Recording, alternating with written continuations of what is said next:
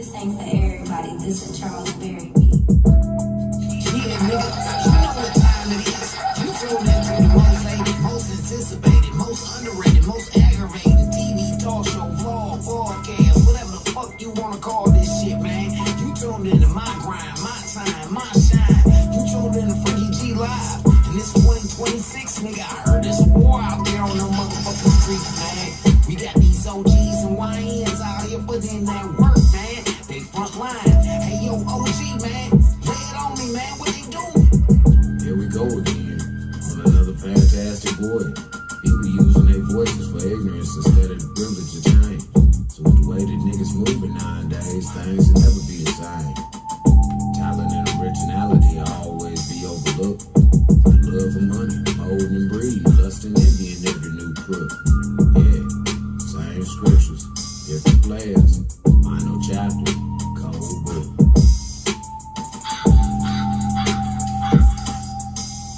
Look out up in the little ship with every new script. It's written, it's richly according the masses of glass. So violence is up and people were dying to get in the war. Closet and on high, mostly all lies. Civilians are beating the war, won't duck no smoke now. But when the truth's out, the silence gon' sound like a storm. Lions gon' roar, snitches gon' sing. This shit gon' believe in most anything. The leaders gon' pillage the weekend, destroy all our streets to prove with a billion man. These bitches gon' crash out when they last out, and nothing is coming abroad. Can't even do wrong when the cards are laid out, and the payouts won't sell out your doors.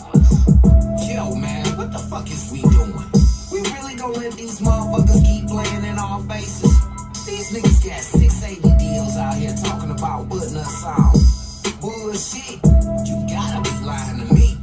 Say OG, what's the word on the streets, man? How these niggas out here eating?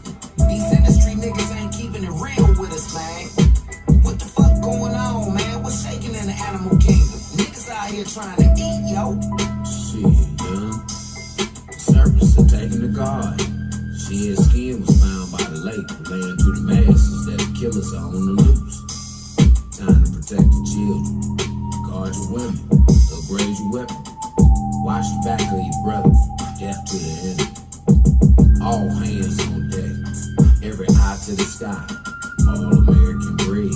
All American bled. My how America misled the masses and indoctrinated classes just to be fake. They want me to bother they fake majesties with the audacity out of the Lord. If we gon' be about this tragedy, then let us agree we better than war. Just look at the score, we losing this more and more every day. For a little bigger for the book of creation. This is a nation under invasion, a moral attack. Let them do right, but the right give it facts. Kill off the natives and lock up the black. Blaming the white, never look forward. Stay on the mat when you working the track. Remember the worst of the worst, never breaking the curse and giving all strength to the trap. Sell out the rap, never look back. Believe in your gap if it's all that you got. Y'all got me all the way fucked up, nigga. That ain't never all that I got. I got a little bit more in the tank, nigga. Y'all know what it is, man. Y'all done tuned in to the most hated, most anticipated, most underrated, most aggravating TV talk show, vlog, podcast. Yeah, man, it's your motherfucking nigga, man. It's my time, my grind, my shine, man. It's Free G Live, nigga. We just gave you some real live shit. Don't you forget it. No. Not grow. This ain't for everybody. This is St.Charles very beat. I need not say no more. Yeah, I just already gave myself the motherfucking intro, man. How y'all doing, man? How y'all doing? How y'all feel, man? Yeah. Let's go ahead and get these introductions on up out of the way, man. How y'all feel today, Prism and YouTube? How y'all doing over here, Instagram? And y'all already know what it is, Facebook. Y'all the motherfucking home team, so how y'all feel? Yeah. Y'all hear that shit? Will, what's happening, baby? Hey, Will, man, I got something for you, baby. Shout out to my homeboy, Will, out there in motherfucking Minnesota. Hell yeah. Hey, man, matter of fact, Will, you came in right at the right time, buddy. Yeah, nigga. You did. You did. Hold on. Give me just 1 second. Let me finish this up, man. Shout out to Huntington Bank and the Cleveland Browns, man, for making Freaky G Live this season be possible. Shout out to all of the beautiful real nurses out here that's keeping us alive, because they are real superheroes, fellas, in real life.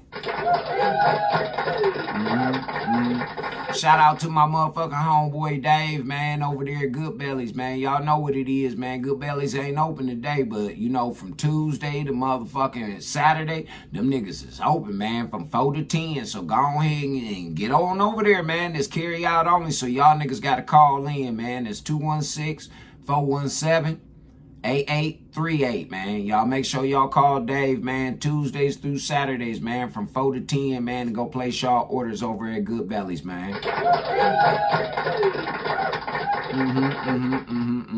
Yeah, then now that we got all that shit out the way, let's go ahead over here to my buddy, man. Hey, my buddy, him and his buddy got a song, man, and I like this shit, man. Shout out to the motherfucking Gas Boys out there in Minnesota. Yeah, man, we about to rock out with our motherfucking cocks out, boys. Yeah, we is. Come on, let's get it. Damn days. Big Wilson. Put your fucking hands up. Come on. Gas Boys coming, cause you know we got the crowd jumping, and you know your girl's gonna show us something. Yeah, the Gas Boys coming. Wait a second. You got me all the way fucked up, man. We not about to get into a Gas Boys song. I almost fucked up, y'all. Hey, big sister, how you feel today over here, baby? How you doing? Happy holidays to you, big sister. Hey, no, man. I almost fucked up real quick. No, man, we can't get to a Gas Boys song without blowing some gas, right? We can't do that. So I'm about to get into one of these goddamn cones that I done rolled up, nigga. I got some dope, man. Hell yeah. I got some more dope too, yeah, we can roll up and we can do it. We can get high than a motherfucker today, y'all. And I'm sponsoring these boys fresh up out of Minnesota, man. Y'all keep y'all eyes and y'all ears open for these niggas. They are on all platforms right now, man. The motherfucking Gas Boys. Come on, man. If you got it, roll it, light it, smoke it. Do not pass that shit. Those are the rules. Those the motherfucking rules, man. If you got it, roll it, light it, smoke it. Don't pass that shit. This is a selfish motherfucking platform this morning, okay? All right, Gas Boys, let's go. Damn days. Big Wilson. Put your fucking hands up. Come on. Gas Boys coming, cause you know we got the crowd jumping, and you know your girl's gonna show us something. Yeah, the Gas Boys coming, and you know we got the crowd jumping, and your girl's gonna show us something. On my mind, I'm a literate, looking for your bitch in the boom, Chris in the clitoris, trying to get clitoris, pulling on her hair, feeling on her breast, make that paper stretch, make that pussy vest, busting on her face, yeah, my ungrown kids. What you wanna know all about the shit that I did? Bending over like I'm in the corner, yeah. But we about to go in a traffic jam, about to bust again, again. Going in before the door slams, and me and you going ham, but you down, suck your clam. I'm the real reason why you have no man. Getting brains, smoking strains in the back of a van. Here we go, Gas Boys about to blow. Steal the show, in your hoe, breaking all this bread, collecting all this gold, with all this rap flow. It's a real job to me, that's how I got your girl living. Gas Boys coming, cause you know we got the crowd jumping, and you know your girl's gonna show us something. Yeah, Gas Boys coming, cause you know we got the crowd jumping, and your girl's gonna show us something. Yeah, check the bang, cause we keep you turned up. Yeah, you know it's lit, Gas Boys in this bitch. Damn days and Big Wilson, get them hands up to the ceiling. Now drop it to the floor, and I ain't even drilling. Can't say shit the way I'm killing. Money soda is the feeling. Colder than a penguin chilling. Looking for the skins mittens. I'm the one she really missing. Put a player in position. position. Don't get caught double dipping. Blame it on while you're sipping. Put some pimpin' in it, pimpin'. Flow so hot and blew an engine. We so hard you barely hear 'em. Once you taste it, who the feeling? This is high as you were getting. In the nosebleeds where we sitting. Rise above was the mission. It's a constant living. What you give is what you getting. In a bench, she be hitting. On the bench, she be wishing. Conversation steady, fishing. Daddy like you snakes kissing. No need for venom.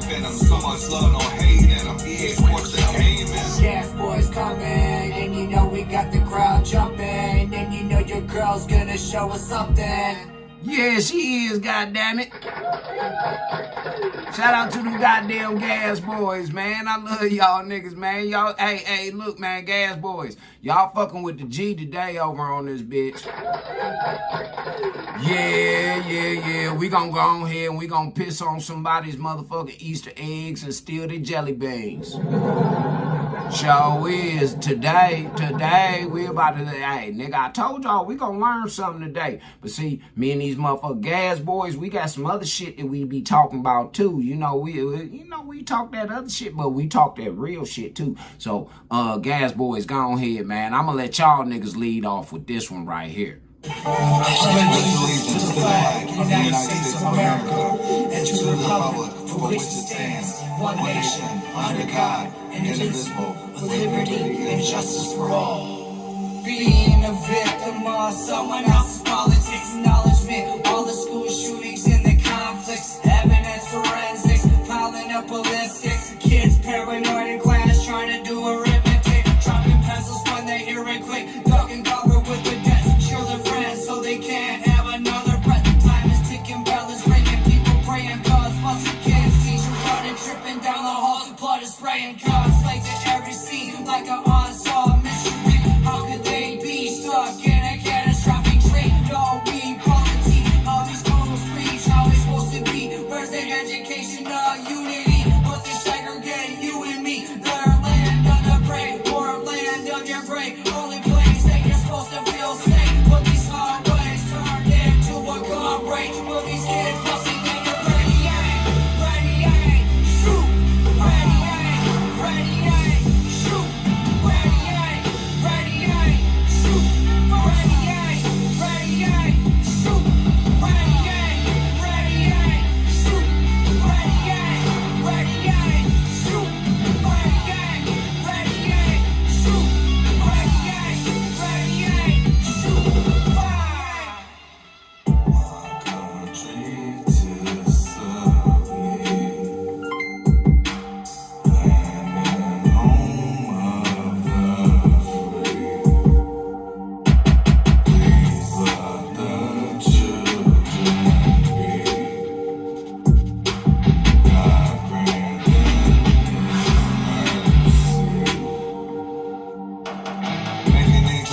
Tears fall from the cloud. Penetrated in the stretch for stars. Hard to be proud. Praying for the school, but this prayer's not allowed.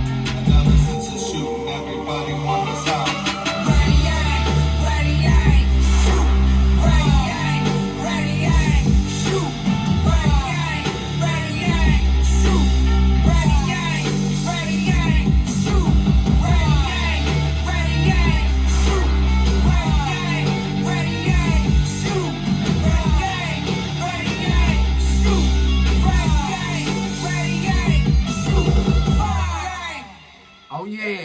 Oh yeah, y'all know what it is, the motherfucking Gas Boys.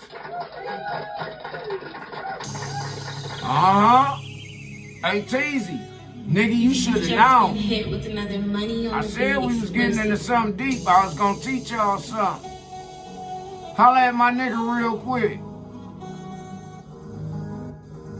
I done came so far. I was at the bottom of the bottoms. I done been behind the walls. I'm blessed that he ain't give me before I got him. I don't wanna feel this pain no more. Got me drinking Henny out the bottle. I don't wanna feel this pain no more. Roll it up and smoke away my problem. You don't know what I've been through. I chose this life, don't know what I got myself into. Yeah, I was lost, I did some shit I never meant to. Ain't got no love, my heart is colder than an igloo. You don't know what I've been through. I've been grinding for a long time. Looking for a way out, waiting for the payout. Gave me 12 years, didn't know I studied the layout. Mama shed tears and my ex wanted to pay out. Damn, fuck. Then my ex started singing that same song. Mama saw me stressed and told me to remain strong. Then my mama died up before I came home now. Now who can relate to me? Don't know if they real or it's fakery. Behead me if you see a snake in me. I'm so real, a gorilla is aping me now. Space heaters when the furnace went. Rainbow noodles when the food was low. That leather belt when I acted up. But she never let the bruises show and went to school to know. Look, this ain't nothing but the perils of a black man. Running from these ghosts like I'm Pac-Man. Yeah, praying harder cause I used to be a jack man. Niggas might be out to get me back, man. Yeah, and now these black men killing for no reason. Bodies dropping daily off it clean. Yeah, a new day, just another killer season. This wounds in my heart still bleeding. I came so far. I was at the bottom of the bottoms. I done been behind them walls. I'm blessed that he ain't give me before I got. I don't wanna feel this pain no more. Got me drinking Henny out the bottle. I don't wanna feel this pain no more. Roll it up and smoke away my You don't know what I've been through. I chose this life, don't know what I got myself into. Yeah, I was lost, I did some shit I never meant to. Ain't got no love, my heart is colder than an igloo. You don't know what I've been through, yeah. I don't know how to define the feeling I'm feeling that's deep down inside. Shit got me out of my mind, I do not know how many times I didn't cry. Wanted you out of my life, thought you was not on my side. Soon as I swallow my pride, that's when I found out you died. In this life, it ain't no second chance, so ain't no second guessing. So much negativity around me, almost question blessings. Up to my neck, depression. Can't get no rest, I'm stressing. Reaching my death, I'm guessing, so I be praying for resurrection. Where I'm from, you couldn't go. My hood full of those. Walked to the store, but I took the pause. This beef on your house got them bullet holes. It really was on the floor. Sleeping, I really was on the floor. Mama was working like 4 to 4. I was running around with a 44. You don't know what I've been through. Nah, y'all don't. For anybody that done lost their parents, lost a child, lost a loved one, I know what you done went through. For real. I done came so far. I was at the bottom of the bottoms. I done been behind them walls. I'm blessed that he ain't give me before I got. I don't wanna feel this pain no more. Got me drinking Henny out the bottle. I don't wanna feel this pain no more. Roll it up and smoke away my problems.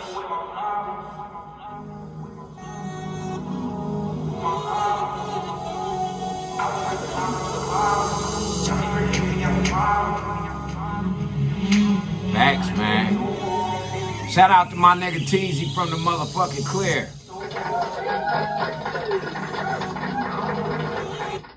Y'all already know what it is, man. Hey, yo, Will, man, I just got that shit, man. Hell yeah, man. I got a motherfucking exclusive up in this bitch. Shout out to my nigga TB, man. Welcome to the motherfucking PNN, nigga. Yeah, you know what it is. The Po Nigga Network over in this bitch. And we working like a motherfucker, too, man. We work on holidays round this bitch. Yeah, we Po niggas, man. Po nigga gotta get it the best time he can. Everybody else partying and getting fat and all that shit, man, and eating Easter eggs and bunnies and shit. No, man, I'm working. Y'all see, I even got my motherfucking tank top on today, man. I'm skinny than a motherfucker. I sure hope my old lady think about a nigga today.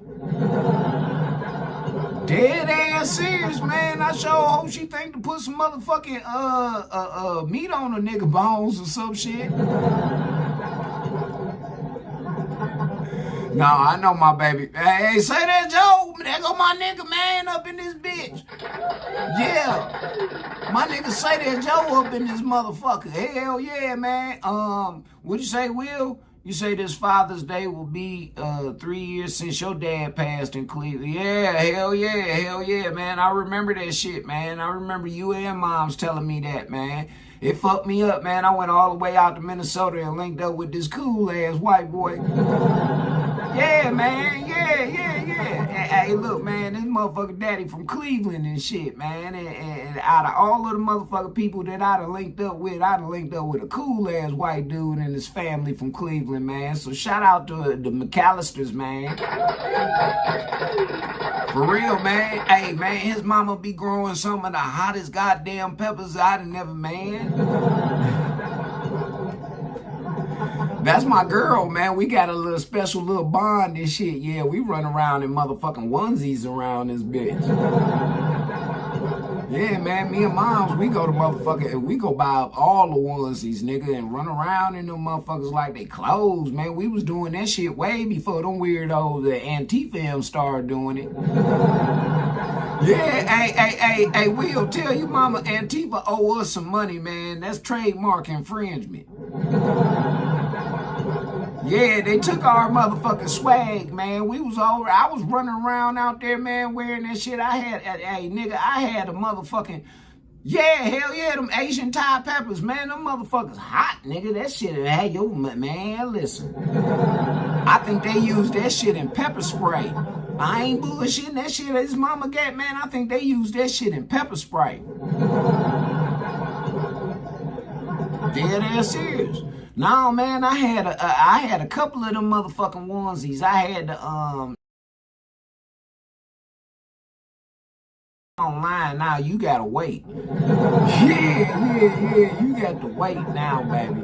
I'm online right now, so you gotta get back at me. No, man, I had the St. Bernard. Y'all remember I had that St. Bernard wheel, and they had the motherfucking the dog thing around there where I could carry my liquor and shit. Yeah. And I had the sloth. Yeah, I had the motherfucking sloth with the flash on that bitch. Hey, man, I remember I got a bitch slapped up by her motherfucking dude, man, at the motherfucking, at the store. Hell yeah. Hey, that bitch was looking at my dick print and that motherfucking St. Bernard onesie and shit, man, and her motherfucking man told that bitch, he said, bitch, you better keep your eyes forward. I wasn't even hard neither, man. That shit was crazy than a motherfucker, man. I felt weird than a motherfucker. I'm like, damn, man, this bitch was really pecker checking. Then the little kid in the store was like, ooh, mommy, look at that 6-foot doggy. I'm like, man, I gotta get the fuck out of here, man. I'm going home. For real, man. Hey, shit, them Antifa motherfuckers, they stole that from me and Miss McAllister, man. We was walking around wearing them onesies and shit like that, man, back in 2016, man. Them bitches owe us some money while they run around here Black Lives Matter stealing from niggas and shit. Tearing up our motherfucking cities and shit. Yeah, hey, man, I got exclusive, y'all. My nigga Will just sent over some new shit from the Gas Boys. Yeah, I told you, the Gas Boys rocking out with me today, man. We gonna get into the subject matter in a minute, because like I said, I'm gonna teach you niggas something today. But let's go ahead and check out this new exclusive, man. Will just dropped on me and laid on me, man, from them Gas Boys out there in Minnesota, y'all. Come on.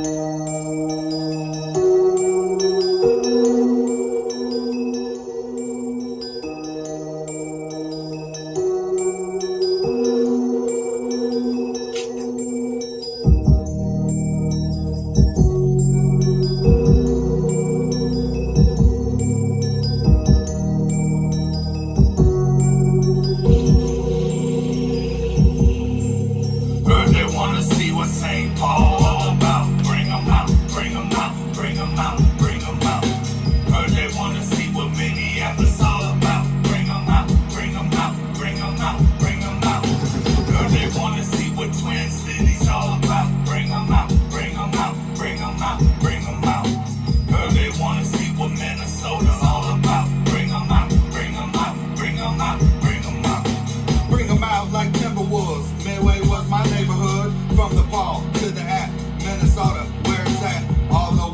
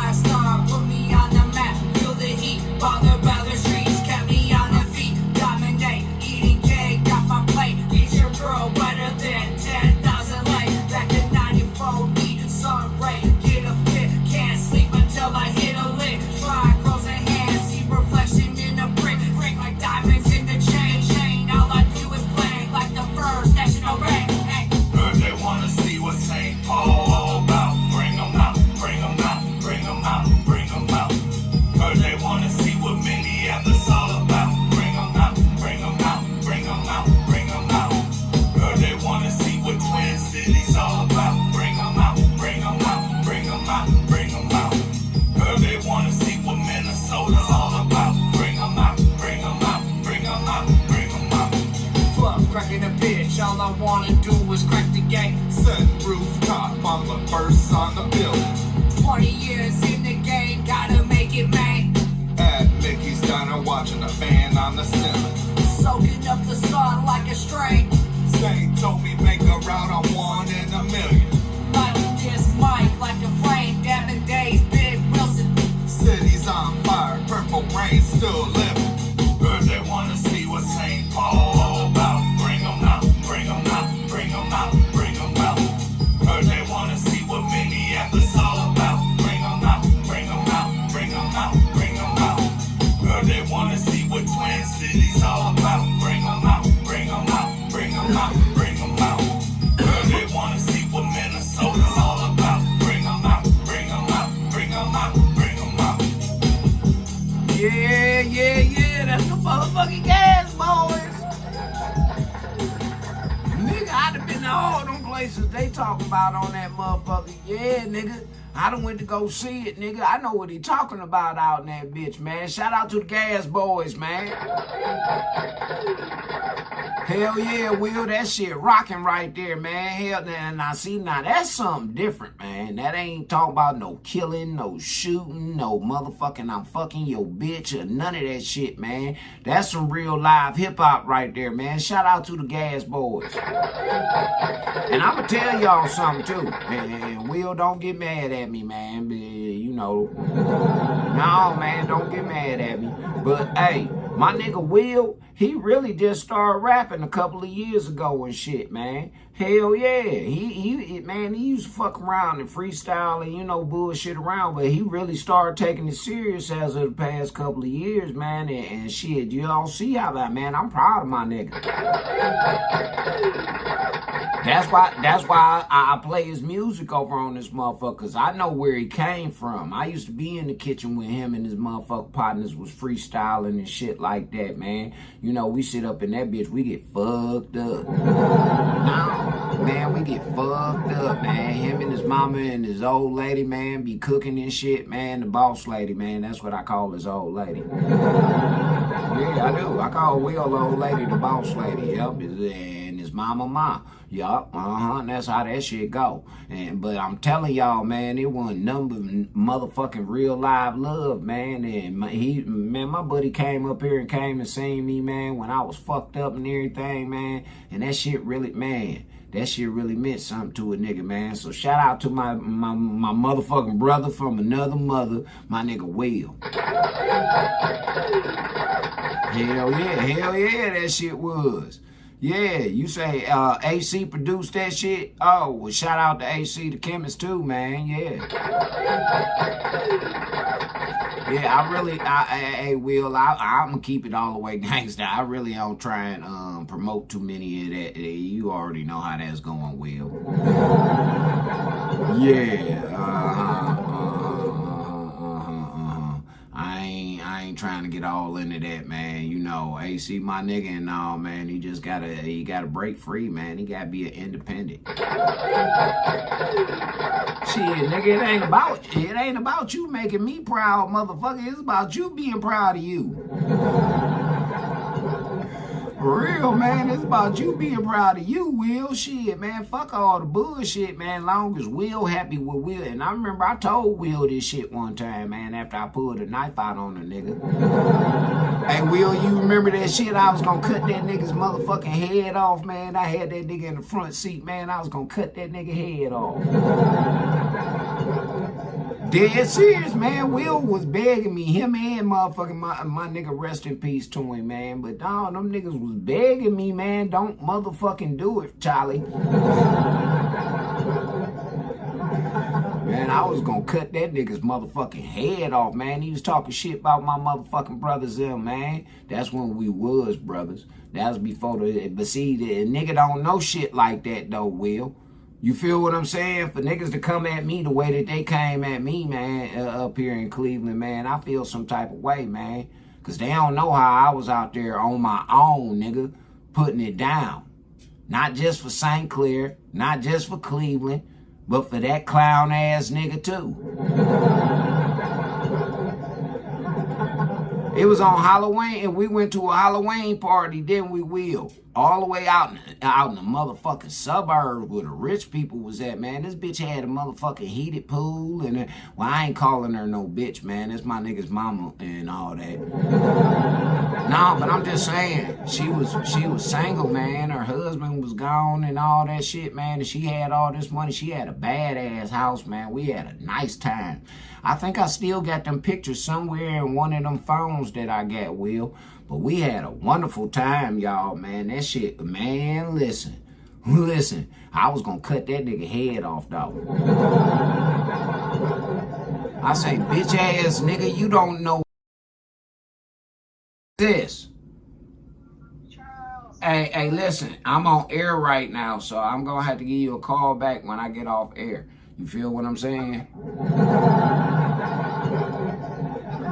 Why y'all laughing and shit, man? This is my sister. I told her to call me and shit, man. This shit is important. But now, as soon as I get off of air, I'm gonna give you a call, okay, baby? All right? Damn, she done hung up like a motherfucker, y'all. Yeah, that's what she get. Yeah, that was the best Halloween party I ever been to. Yeah, man. Yeah, that nigga was repping that Chicago shit, man. I told that nigga, I don't give a fuck about no goddamn Chicago, nigga. I'm from St. Clair. I'm from Cleveland, nigga. The wastelands, bitch. Didn't I, Will?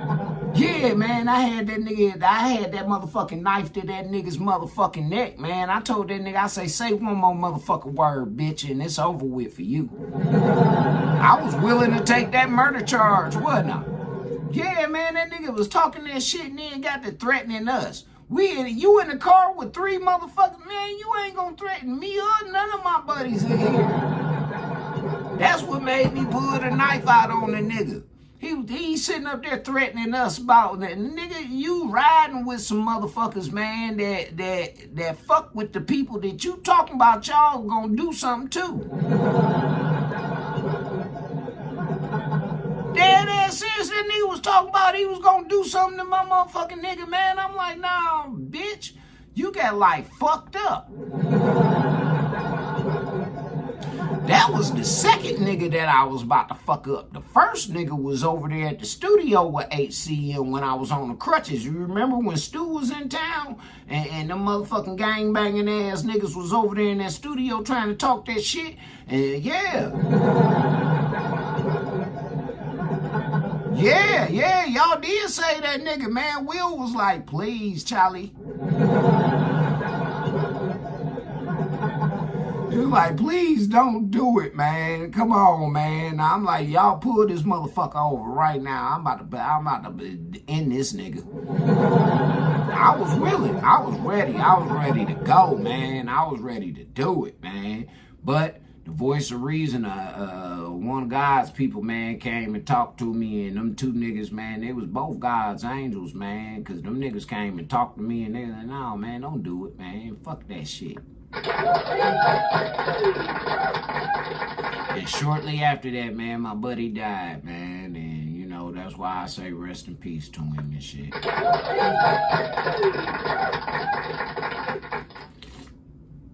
I'm a real one, man. I'm over here drinking turmeric tea. Yeah, peppermint and ginger. So, you know, I'm getting it in today. All right, man. We're about to go ahead and get into this subject matter. But before we do, I'm going to go ahead and play me one more of these good ones, man, to get our minds fresh. Because this one's about to be a dough popper. For real. I think that very educational in the sense that they exposed further facets, characteristics of the courts and races in America. What happened to Bobby today was very characteristic of Nazi Germany. The judge, Julius J. Hoffman, was the champion of fascism. The man is a mechanical fascist in the role, the lunatic. It needs to be removed from the courses. They say the 9 for a 9, 4 2, with 9 coins to split black, reformations are due. They break it down and give it back as cash. Shame on you. Adam and Eve in the garden, forgive. They always knew about our past, but shade our knowledge of truth. Gave us their very last, and we always made do. All we did was make you laugh, and you gave us a noose. Let us see black men as fags, women and children loose. The booth became a lab, my Frankenstein's a goose. A lot of people are all mad, who live in the vivid truth. The power separating relations, bring down the spooks. My capital makes you famous, and you plays the fool. I'm practical with this lyrical gift. How can I lose, nigga? Tell me, how can I lose? Her ancestors taken from their home, or sleep their home from a tree in the streets, nigga. What the fuck y'all mean? Like Martin Luther King, I too also have a dream. And after seeing what I seen is true, bitches. What the fuck y'all mean? Human lives is under blue lives. The matter is weak. A stress cock could put you 6 feet deep. What the fuck y'all mean? Politicians give a fuck less, cause they eat off the weak. We put the numbers up on Wall Street. So what the fuck y'all mean? What the fuck y'all mean? Nigga, what the fuck y'all mean? Bitches, what the fuck y'all mean? Free. I need everybody to repeat after me. I am a revolutionary. I am a revolutionary. I am. Me too. Hell yeah, that's one of the realest songs I ever motherfucking made. I got a whole bunch of them bitches, man. Y'all need to go check them out, man, over there at wastelandmusicentertainment.com, man. I'm telling y'all be sitting up here talking about, yeah, I fuck with you, but that shit, I don't see too many of you motherfuckers. Hey, that shit is only 99 cents, man. It's only 99 cents to support a nigga, man, on his music and shit. Then you got it. You can play it anytime you want. Yeah, man. Will buy shit from me all the time. All kind. Man, I think that nigga got albums that I ain't even got no more. Dead serious, man. He got music that I ain't even got no more, probably, man. Dead serious. That's how we'll fuck with a nigga, man. That's how y'all motherfuckers should fuck with a nigga, man. If y'all really rocking with a nigga. But yeah, man, let's go ahead and get into this subject matter. I don't know if a lot of y'all heard of a man ever before by the name of William Cooper. Yeah, I think I'm about to get into a lot of trouble. So I might as well get it out the way. What y'all say, huh? Testing, 1, 2. testing, 1, 2. Might as well get them online, huh? It's Easter. They already checking anyway for all kind of shit. So I told her, I posted it up Facebook. Let me teach y'all something. So I'm quite sure they definitely tuned in. I just had to make sure that they could hear me and shit. That's why I hit them with the testing, 1, 2.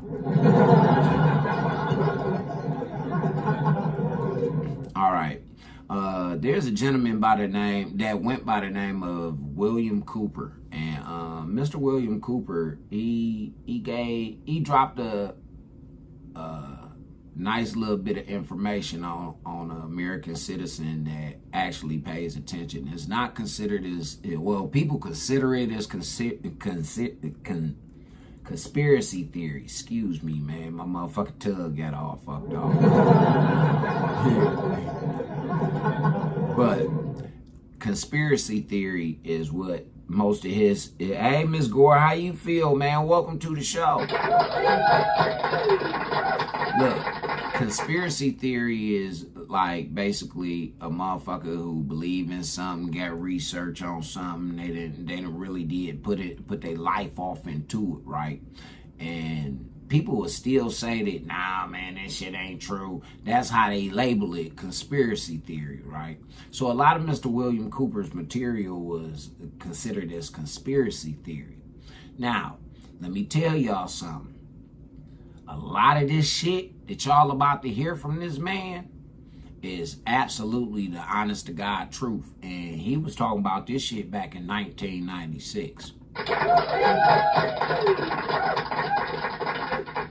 He wrote a book, and I just so happened and was blessed to get a hold of it at least one time. I've been trying to get a copy of the motherfucker ever since.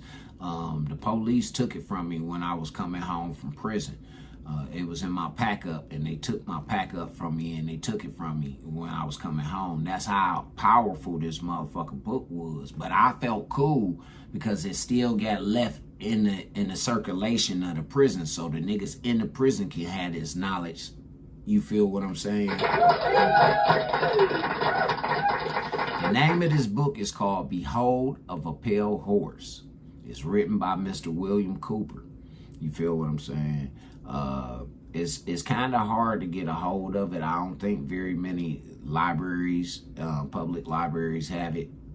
Because again, like I say, a lot of people consider his material to be conspiracy theory. But when you actually look at it, and you paying attention, and you as old as I am, I'll be 50 this year. If you as old as I am, you'll see how this shit played in our generation, you know, and how it's playing out right now. So what we're gonna do is we're gonna go over here to video advice. This was dropped a couple of weeks ago. He said they are following a script and predicted everything precisely that's going on in 2026. So we're about to go over here and go check this shit out, man. Listen, and we getting our listening skills together over here. Fuck all that visual shit. We gotta do something different. Y'all know what it is, man. We got commercials like a motherfucker. This the Po Nigga Network. What role in the Middle East again does Israel play in this? Israel was created as the instrument to bring about the Battle of Armageddon and the fulfillment of prophecy, a war that would be so terrible, where nuclear weapons would be used, so that the American citizens and the other people in the world would get down on their knees and beg for no more war. And what is the answer to that? They're going to be told the only way we can guarantee no more war is if we destroy the sovereignty of nations and we come together as one humanity and government. Right. And I'm telling you, unless the American people wake up and stop it, starting in about 1996, the Battle of Armageddon will become a reality. He laid out the blueprint for everything we're seeing today. He knew why it had to happen, he knew who was behind the curtain, and he knew what we should expect. Y'all might as well get y'all to join us. Read the book or not, read it, because the men who are bringing this about are using it as their script. This interview was recorded in 1992, and as you listen, you'll understand why his blueprint still matters today. Because he said it would all unfold exactly like this, down to the smallest detail of the script. And I get people who still come to me all the time and say, Bill, you're all wrong, it's the Jews. The Jews are subverting the world. Man, it's not the Jews, it's not the Catholics, it's not the blacks. It's these men who belong to the ancient mystery schools, who meet in secret and decide the fate of the world. And they belong to all different races and all different nationalities and all different religions from a public point of view. But in secret, it's a different story. He claimed the fate of billions rests in the hands of a small group of people. And their strategy, he said, is simple. Keep us watching the circus so we never look behind the curtain. At the highest levels of all countries, they all belong to the same club. And we, the people, sit back and we watch this grand drama, which is being played out for our benefit, not theirs. If it wasn't for us, they wouldn't even have to do any of this. But you see, they just can't come out and destroy all of us because they need slaves. They need people to make their shoes and make their cars. Black folks, y'all remember a couple of motherfucking, well, I say right after the pandemic and shit like that, right? Didn't the Democrats come at black folks like, who gon', and I've even heard Jasmine Crockett say it numerous times, who's gonna do the dirty work that we don't want to do. We might as well let the immigrants in and all of that shit, like using them as slaves. So y'all trying to tell me, you black folks keep trying to tell me that these motherfuckers ain't running some type of slave shit going on? Huh? on, man. Republicans ain't talking about no slavery shit. They prefer that you work. They in on the shit too. Like I told y'all before, I'm a part of the independent party, man. I am. I'm an independent conservative. You feel what I'm saying? I'm part of the independent party, man. I don't want to be on neither plantation. See, they got to come to me when they need them votes. You feel what I'm saying? But they got to grease my motherfucking palm, nigga. No, dead serious, man. You got to grease my motherfucking palm, man. Because if it's not a conservative value, I'm not fucking with you no way. If you ain't standing on no motherfucking conservative values and principles, man, I'm not fucking with you either way. I don't care if you Democrat or Republican. Dead ass serious. That's just the type of nigga I am, you know. I got that right as a Native American, man, a full-blooded Native American over here. I got that motherfucking right, man, to do what the fuck I want and choose what party I want to fuck with. Dead ass serious. And if you ain't standing on at least God's values, then nigga, I ain't fucking with you. Now, I'm telling y'all better pay attention to what Bill talking about. Yeah, you know Bill is short for motherfucking William. Yeah, you motherfuckers better pay attention to what Bill over here is talking about, man, because he ain't telling y'all no motherfucking lies, man. I done read this book, and that's why I keep trying to tell y'all, I know what's about to happen to y'all niggas. I've been knowing for at least 2-3 decades now. That's why I've been moving accordingly, man. Y'all niggas ain't been paying attention because y'all caught up in the matrix. But I'm playing the oracle right now, and I'm trying to set you niggas free. Now, you can believe what the fuck you want to believe, but I'm trying to tell y'all exactly why this shit is going the way that it's going and who playing what. Now, my advice to y'all is keep your eye on the money. Where there's smoke, there's fire, niggas. And mine the ore. They need worker bees, and that's what we are. His name is Bill Cooper, and what you're about to hear is his warning to the world.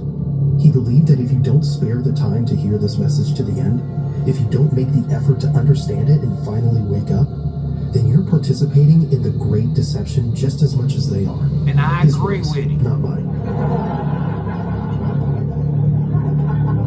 I agree. Y'all gonna need some George reefer for Orwell this. was just like me. He was a low-level member of British intelligence who was appointed to a position high enough where he saw the same documents that I saw. And he tried to warn the world just like I am trying to warn the world. But he wasn't willing to take the risk that I'm willing to take. So he wrote it in a book called 1984 and spelled out exactly what's coming as a warning to the people of the world, as a work of fiction. But you notice that that work of fiction really stirred people up. Because they knew that it wasn't fiction. In their heart of hearts, everyone who's read that book knows that it's coming. Here's what Orwell I told y'all I read that Control motherfucker. doesn't happen overnight. First you distract, then you divide, then you rewrite the rules so people don't even know they're being controlled. Many chicken Yeah, thoughts out there. I told y'all, man, y'all don't want to listen to me. Y'all keep thinking I'll be bullshitting. Rewrite the rules so people don't even know they're being controlled. See? 1984 showed us the final destination. A world where nothing is true and everything is permitted except for those in power. For decades, that was just fiction. Be glitching. But now, more and more of the pieces are fitting together. The scenarios that were once ridiculed are beginning to look like the morning news. Why is it that you are here today, or how is it that you are here today and you're not, conveniently taken away and put in a padded cell somewhere so that you can't speak of these things? I can tell you this, I began to reveal information in 1976, and I was physically attacked on 2 occasions. My skull was caved in. That's what all the scars are here on the second. Check dig, man. Like I say, when I got a hold of the book and I started talking a little bit too much and I was talking too much around the wrong people and shit, a lot of shit started happening to me on some real live shit. For real, it was like they was trying to get me to fuck up off of the streets, lock me up in the nut house or lock me up in prison. No, dead serious, man. Like the information that's inside of that book is basically, if you use it to the right advantage, it's a rehabilitation tool, man. For real. It prepares a nigga that's locked up to come out here into society and what to expect. Because even if this shit ain't happening just yet, you could look around and you could just about imagine how this shit got to this. Because you'll be like, damn, oh, okay, well, I read that they went through this. That's why these people probably ain't here. Or that's why this building ain't, or this store. Or, you know, shit that was familiar to you before you got locked up. Now, if you use the manual right, then that's what you'll be expecting, the dystopia and all of the bullshit when you come home. For real, man. But see, the powers that be, they really don't want us to have that book out here on the motherfucking streets. Because once we get a hold of it, what do they say? Knowledge is power, right? Once we get a hold of that motherfucking book, nigga, you gonna want to read some more shit. You gonna go, whoa, wait a second. Well, if this motherfucker got a hold of this, there's some other shit out here. Yeah. And let me tell y'all something else too, man, because I got into an argument with one of my neighbors today, and you know, I had to apologize to the Lord and everything like that, man, because I was wrong. I ain't supposed to argue with a fool. No, I'm not. I ain't supposed to argue with no fool. Don't believe everything that chat GPT shit be telling y'all motherfuckers, man. Don't believe everything that Google tell y'all motherfuckers.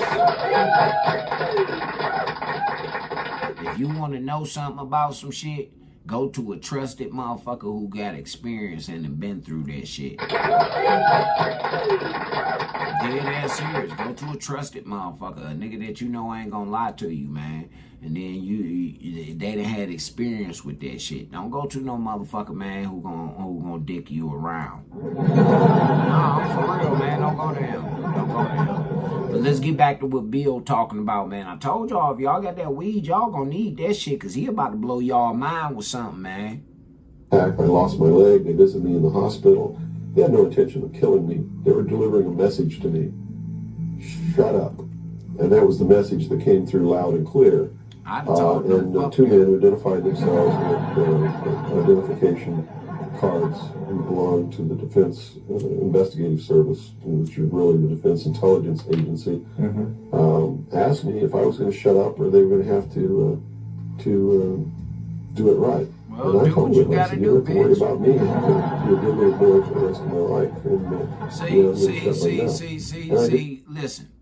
When God said that you had to make that motherfucking choice of you gonna stand with me or you gonna take the mark of the beast, William obviously took the mark of the beast.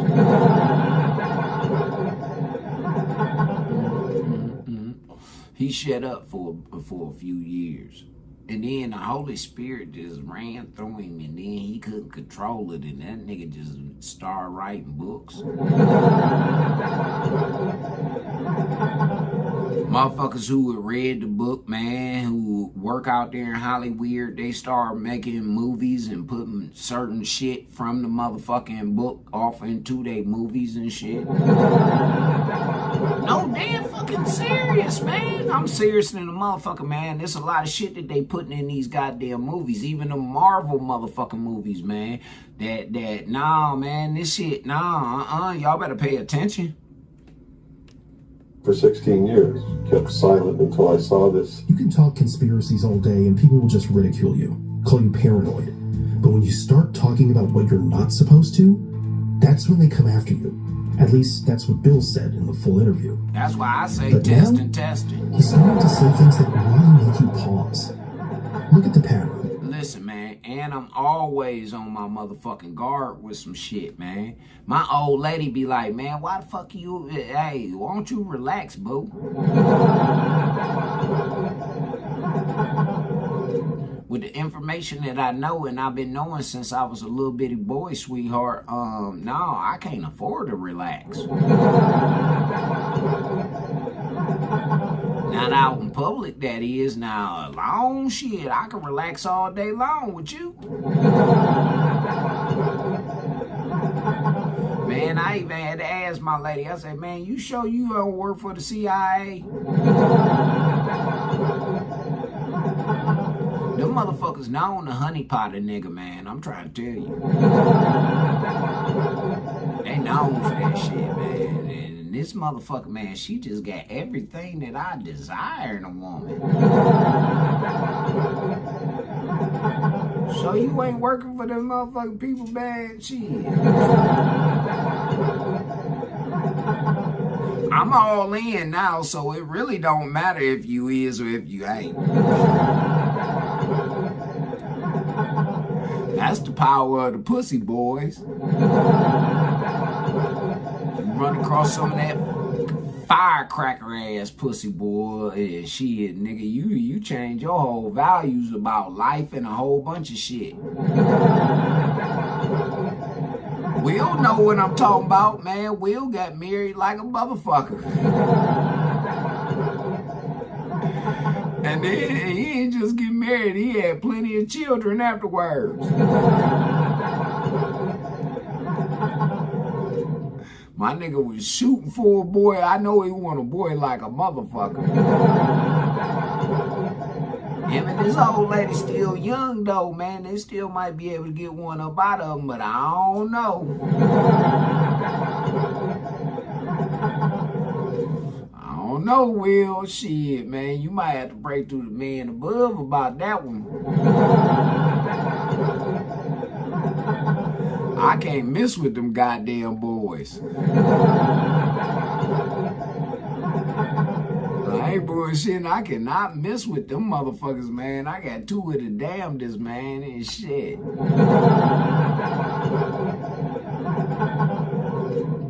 I've been wanting a girl for so motherfucking long. That's why when my old lady, man, when she came to me, she was like, she had a daughter around the same age as my little son. I'm like, oh, man, hell yeah, that's what I'm looking for. We go together like ebony and ivory around this I'm red and you just golden type color.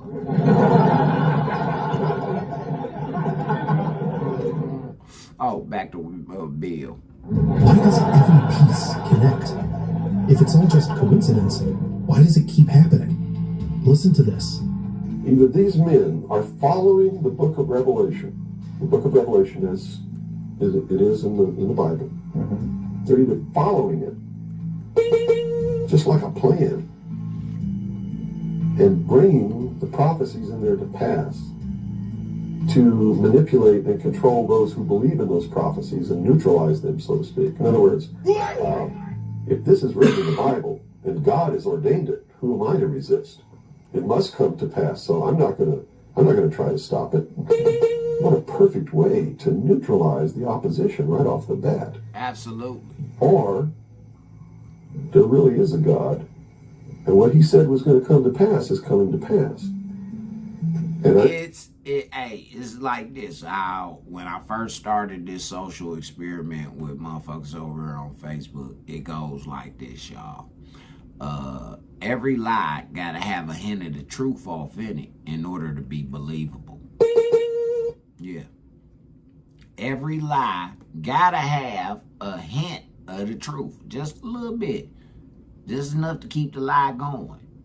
Cause if you don't have no truth off into that shit, then it ain't gonna come to pass. you ain't gonna be able to bust your motherfucking move. You feel what I'm saying? No, that's just a little bit of game from the streets, man. That's what I learned out there in the motherfucking streets.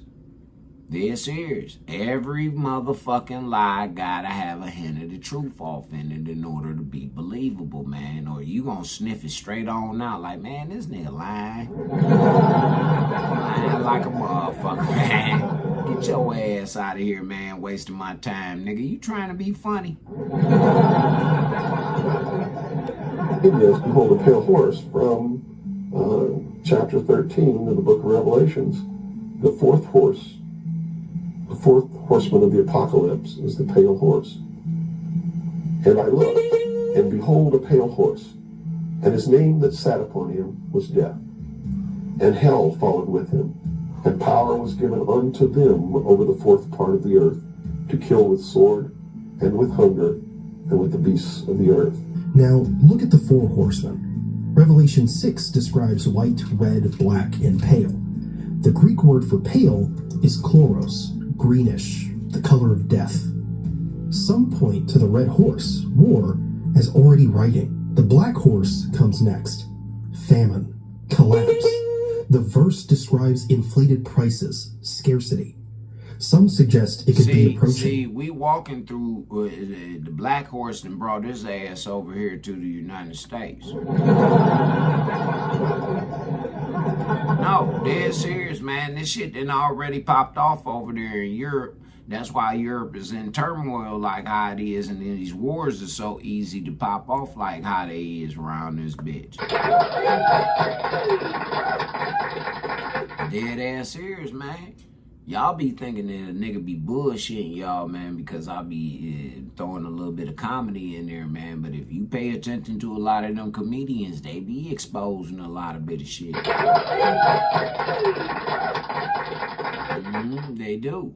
For real, man. Like, y'all gotta lighten up, man. I'm just a nigga trying to make it out here. For real, man. I don't do shit illegal, man. I don't even hang with illegal motherfuckers, man. I don't hang with people that drink or none of that shit, man. I don't mind you drinking, but after you done had one too many,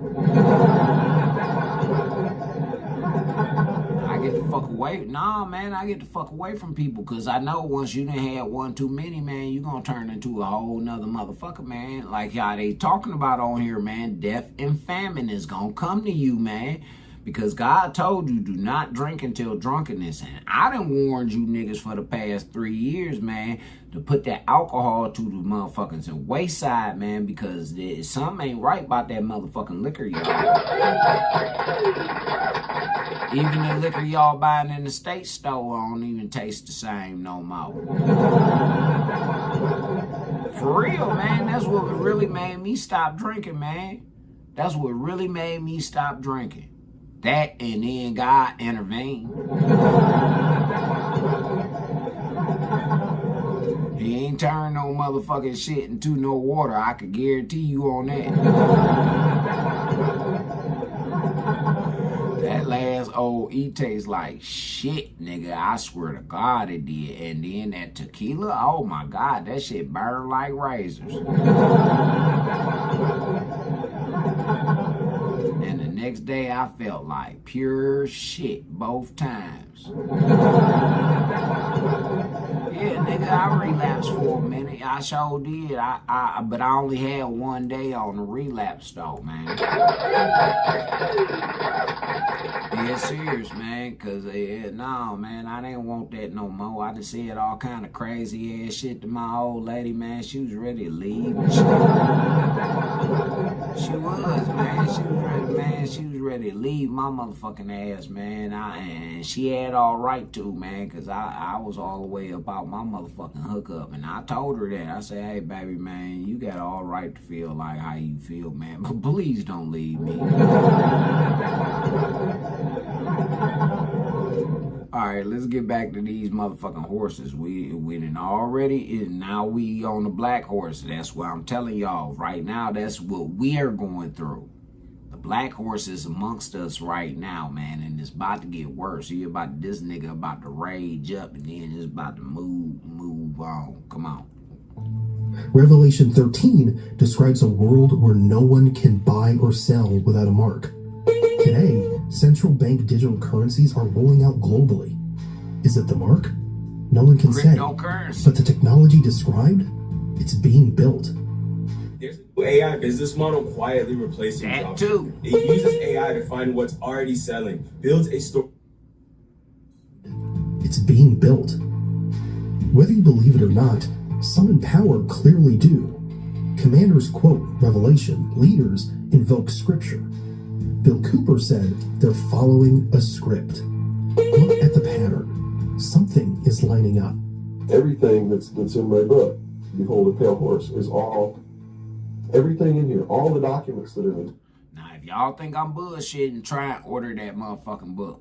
I guarantee you either they ain't got it on no motherfucking, on no book shelf, or it's gonna take a long time for them to get that book to you, man. And trust and believe, if they mail that book to your motherfucking house, Jack, they got all your information. They know exactly who they mailing that shit to. For real. I'm telling you, man. See, like I said, I got a hold of it in the joint.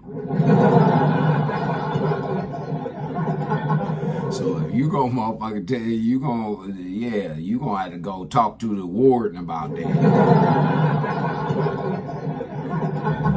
Everything that's in this book is in the public domain. Can be substantiated. Yes, and I intentionally wrote this book, not using anything that wasn't available to the public, to show people that yes, if I can find this information, so can you.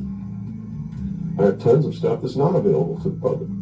But as you can see by reading this book, you don't need that stuff because it's what you need is available to you. Public libraries are overflowing with the proof of what's really going on in the world, but nobody really utilizes it to the extent that they're able to pick this out and put. So what did they do to you, blacks? Huh? Didn't they tell y'all that y'all was ignorant and they brainwashed y'all to believe that y'all motherfuckers don't read? But really it's the truth that a lot of y'all don't read. No, for real. It's the truth, man. A lot of y'all motherfuckers do not motherfucking read, man, because if y'all read, then y'all wouldn't have niggas like Finesse 2 Times on there talking about Merc and no cereal. Yeah. For real, man, that nigga vocabulary be totally different, man. I know niggas from Tennessee, man, with a proper vocabulary, man. They don't talk like that. For real, man, they ain't just Tennessee, it's all through the South, man. But they said that blacks don't read, man. And that's what a KKK motherfucker told me. He did. Man, I was mad, and at the same time, it was funny. The joke that he told me, man, because he was like, hey, man, you want to hear a joke? I'm like, what? What kind of motherfucking joke? He a white boy. I figured, all right, I know these niggas is kind of humorous. The motherfucker say, he say, if you want to put you want to hide a message on somebody that's black like yourself, I say, well, first of all, I'm not black. He say, well, what is you then? I say, you might call me an Indian. He say, the motherfucker say, well, I can't call you boy then, right? I'm like, nope. You say, well, I'll call you chief. Okay,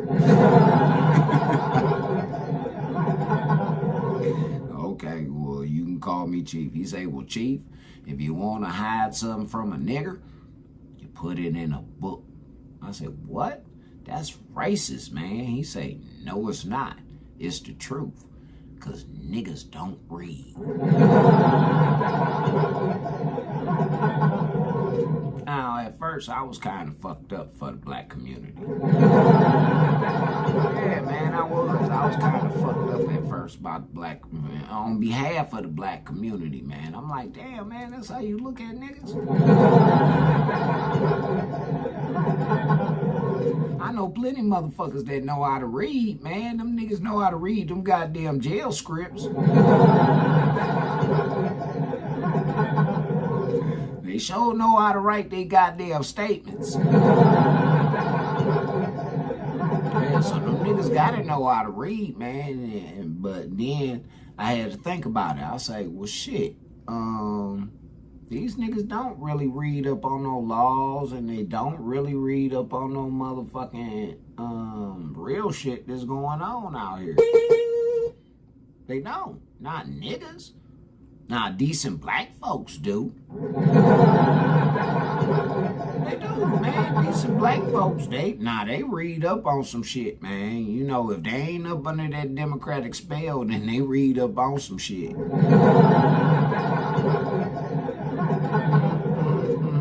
It's the motherfuckers, man, who be on that dumb shit that don't do no reading, man. For real. And it go the same way for them poor white motherfuckers. They don't do no reading neither. Shit, no, man, them niggas just look at pictures and shit, videos. Another thing I've done for people is I've put it together for them so that they can see the overall picture, rather than looking at small things and thinking that it's isolated. Nothing is isolated. It's all part of a big puzzle. Why is it that we can hear something this important and still forget it by tomorrow? Yeah. Maybe we don't want to believe. Maybe we're scared. But I think it's something else. We're numb. Life grinds us down. Work, stress, the endless scroll. It all adds up. And then we turn on the news, hoping to understand. But instead we get noise, distortion, confusion. And that numbness becomes a habit, a survival mechanism. But what if that's exactly what some are counting on? All the media in this country, radio, television, and print, is all owned by 5 corporations. All of these corporations that own the media are owned and controlled, and members of the Council on Foreign Relations sit on the board of directors. But you can trace that yourself. Okay. Remember, if you go down and you trace the ownership of a station or a newspaper, and you get to a corporation, remember that somebody owns that corporation, and it's usually another corporation. When you trace the interlocking of all these things, when you get to the top, there's 5. So, hold on, Mr. Cooper. What you're trying to tell me is that the same thing, and this is for all my entertainment buffs, all my rappers and producers and shit, right? The same thing that they're implementing upon Business America is the same thing that's basically this 360 deal that they keep throwing at y'all. Well, I call the new one the 680. Because it is way more motherfuckers, man. Yeah. And it's only one family that runs the whole motherfucking music industry, far as streaming and music sales and everything like that. And people with them curly curls. Let me have Bill tell y'all for itself. And all journalists know that there's some things you don't write about and you don't talk about because you'll lose your job. And that's where the control is. In Kansas City, not only will you lose your job, you'll lose your motherfucking life, nigga. What? Because you'll lose your job. And that's where the control is. Let's try it, shall we? Pick a news network, any network. Let's start with CNN. On your phone, type, who owns CNN? You'll see it's owned by Warner Brothers Discovery. Good. Now type, who owns Warner Brothers Discovery? In 2026, that's changing. Warner Brothers Discovery just signed a deal to be acquired by Paramount for over $110 billion. Now type, who owns Paramount? Paramount was bought last year by Skydance Media, and Skydance Media is led by David Ellison. Now type, who is David Ellison? He's the son of Larry Ellison, founder of Oracle, one of the richest men in the world. But keep going. Who runs... Now, again, we are just talking about mainstream America. We're not even talking about the music industry, but my entertainers, don't this sound similar to what the fuck y'all going through with this one family that's controlling Universal, all of them, all the motherfucking music groups, all the distributors? For real. We'll get into that at another time, though. Let me hip y'all on how this motherfucking play. And this is how many times these same type of people keep running this play on the American people. I'm one of them motherfuckers like, hey, y'all, wake up. They keep running the same play on you. Y'all want me to come in and get in the game too. Not with y'all motherfuckers. I ain't getting in no game with y'all, man. I'm trying to tell y'all how to get the fuck up out that game. See, if you get about that game, then you come over here on this side, and then them motherfuckers, they got some other fools that they got to work on. But if we train them young to watch for the bullshit, they can't get it off no more. Deaf to them niggas. At least deaf to their cash flow, nigga, around this bitch. CBS News. CBS is owned by Paramount, and the editor-in-chief of CBS News, Barry Weiss. She was appointed after the Skydance acquisition. Now here's the thing. Cooper said all media is owned by 5 corporations. That was decades ago. Today, the names change, but the pattern doesn't. What I just tell y'all, the names change, but the game ain't never motherfucking changed, nigga. It's always gonna stay the same, whether it's in the streets or in the boardroom. I don't understand why you niggas are trying to keep me out the boardroom. Y'all should be wanting to put a nigga like me in that bitch like, hey, man, we need a nigga that's gonna stand up and speak for us. You end with a billionaire. And that billionaire, always connected to power. Try it yourself. Pick any network, any platform. Follow the chain, see where it ends. You might be surprised how fast you get to the same place. Let's continue, because this next part is about us. That's why they pay athletes these fantastic salaries. I was listening to the radio the other day. They was contracted to pay one player on one team $6 million a year. Can you believe this? And why is that? It's the Roman circus. What does the emperor do when the people become restive? And when the people are asking questions, and when the people don't like the policies of the emperor? Now you gotta ask yourself, what type of motherfucking person are you?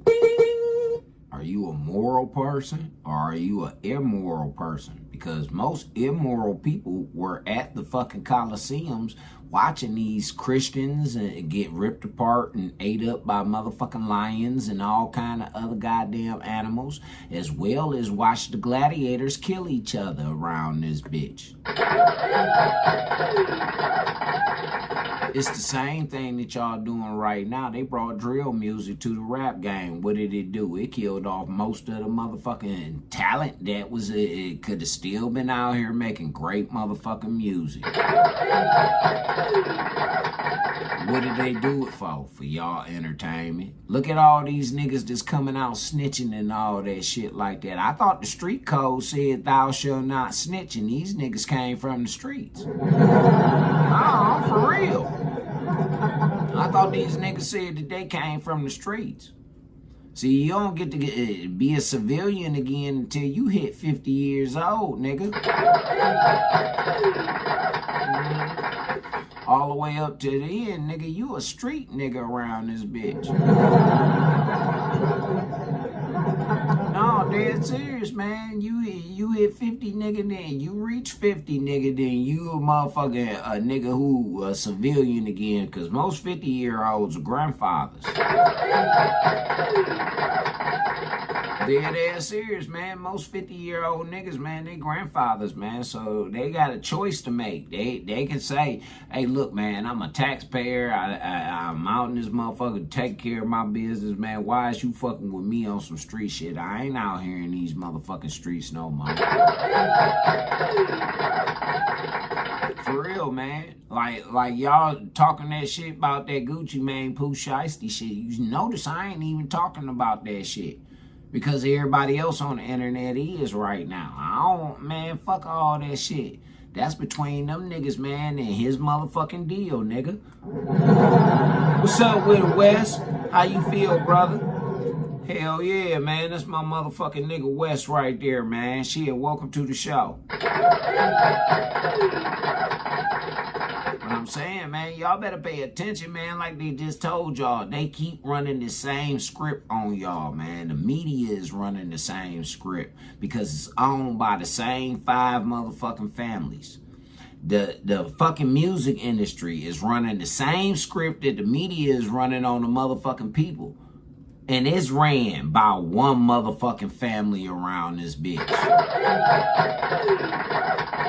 And they ain't letting no motherfucking blacks in. You see what it cost Jay-Z and Puff Daddy around this bitch. R. Kelly and all of the rest of them, nigga. You see what it cost them niggas.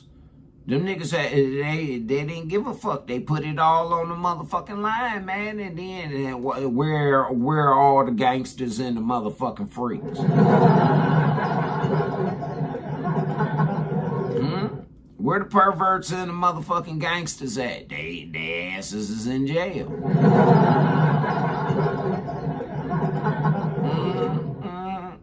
The only ones who ain't in jail is these freak bitches. But they on their way. They definitely on their motherfucking way, Jack. I'm telling you that right now.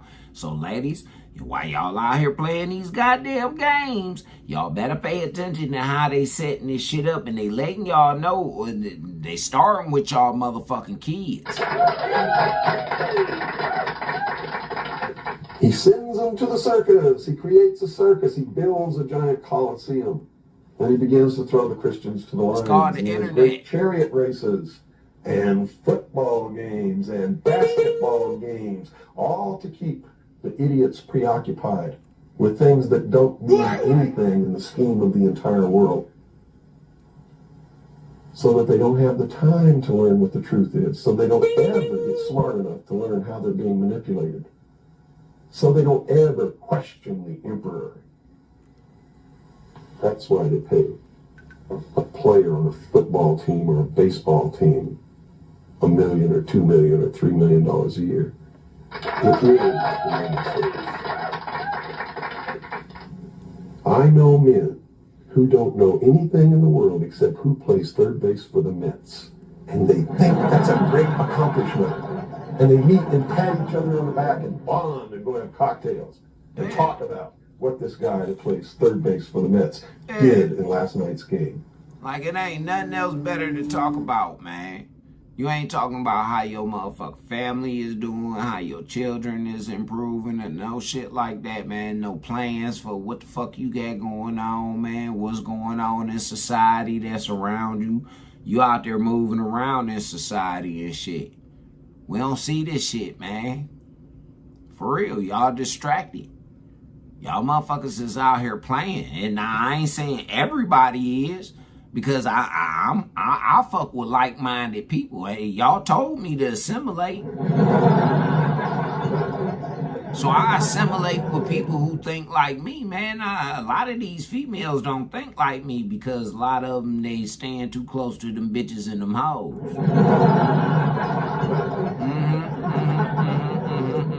And then they got some niggas that be on their motherfucking squad that be cock hounding and shit and like that, man. So I just be trying to set niggas. Hey, man, I tell niggas all the time, I got the spirit of Harriet Tubman, man. I'm trying to set you niggas free. For real, man. I got the spirit of Harriet Tubman up in me, man. I don't know what y'all niggas is on around this bitch. The more I try and set y'all free, the more y'all motherfuckers want to enslave y'all selves. The more you want to attach yourself to that motherfucking, that slave train. What the, I don't understand that. What, is it my delivery? Cause I ain't said nothing wrong. I ain't said nothing wrong, and I always come with facts. Y'all want to see the visuals and shit. I ain't gonna show you no visual, nigga, because you gotta learn how to listen. You gotta learn how to listen. That's what's wrong with a lot of y'all right now, man. That's what's wrong with y'all fucking kids. No, dead serious, man. They trained y'all niggas not to listen, man. Not to sit your ass still and listen. When you see, a lot of y'all gonna die in war. For real, because you ain't gonna sit your ass still and you ain't gonna listen for the enemy walking up on your ass, nigga. You not. You gonna be sitting there, hey man, I'm scared as fuck. Talking to that nigga next to you, nigga, in that foxhole right next to you. You gonna be talking to that nigga and that, man, I'm scared of the motherfucker. You be sitting up there talking about fragging a nigga and all kind of shit. Man, fuck this war shit, nigga. I go ahead and do my time in jail. Fuck that, nigga. You doing something, man, to protect your motherfucking family back home, nigga. You taking care of your business. But for real, man, and one thing I can say about them Republicans, they making sure that them boys is going to go take care of business while the Democrats want to talk about all that steak and lobster that the motherfucking government sent over there to the soldiers. While they want to talk about all that shit, these motherfucking men deserve that shit. Why don't they? Why they gotta eat like the fucking prisoners around here and they motherfucking protecting our freedoms around this bitch? Huh? See, I keep telling y'all, man, that Democratic plantation fucking around with y'all black folks, man. Y'all need to come the fuck up off of there, because 95% of y'all motherfuckers ain't even black in the first place. They told you was a nigga. They told your mama you was an African American, and she started putting that shit on the motherfucking applications and on your fucking, she changed your birth certificate, nigga. Y'all don't remember when they changed them birth certificates a few years back? And you notice they started putting your race on that motherfucker again. Because for a minute, they didn't put your race on that motherfucker. If you was born after 1980, nigga, after 1980, they stopped putting the motherfucking race on them birth certificates, man. But if you was born in them 70s and shit like that, it was mandatory that they put your race on that motherfucking birth certificate, man. No, I'm being serious than a motherfucker. My shit say Native American on that motherfucker. My bloodline, nigga. I know my family history around this bitch. You niggas is confused. Y'all keep attaching y'allselves to this bullshit, man, if y'all want to. The name of the game is be a free motherfucker so you can make your own choices. All you niggas keep hollering that y'all do what the fuck y'all want to do and how free y'all is. Sad. It's really sad. Mine never really switches off, even when life looks good on paper. Don't switch and off. This is for you. I stay smoking this shit. Juvenal, the Roman poet, said it almost 2,000 years ago. The people who once handed out military commands, high offices, everything, now restrains itself and anxiously hopes for just two things: bread and circuses. Bread and circuses. Bread. Today, the bread is your paycheck. The circus is the game. And while we're glued to the screen cheering for millionaires we've never met, the real decisions are being made somewhere else by people we'll never see. Because here's the uncomfortable truth.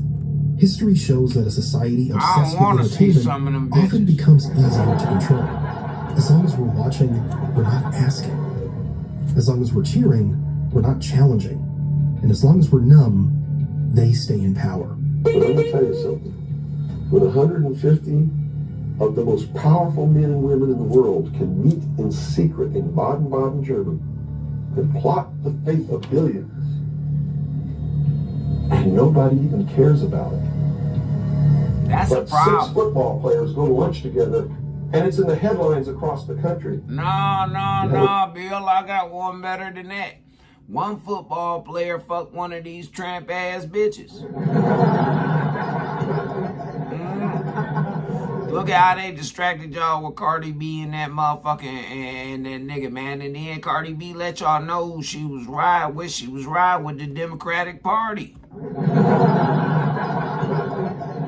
I'm dead serious, man. Y'all gotta open y'all eyes. When I kept telling y'all these people was playing in y'all motherfucking face, man, y'all thought that I was bullshitting. I told y'all that when Will and Jada started playing in y'all face. I told y'all that shit with the Jesse Smollett shit. I say, man, these niggas playing in our face. Dead ass serious, man. Y'all didn't want to pay me no attention to nothing that I was saying. Y'all was trying to shoot down everything that I was motherfucking saying. And why, again, did I tell y'all this was happening? Maybe because I read this motherfucking book. I already knew the man. He wrote this book back in 1996, man. And that man died shortly after he wrote this motherfucking book, and it was released to the public, man. That's why I say it's hard for y'all to find it, man. It's called Behold of a Pale Horse by William Cooper. Admiral William Cooper. Yeah.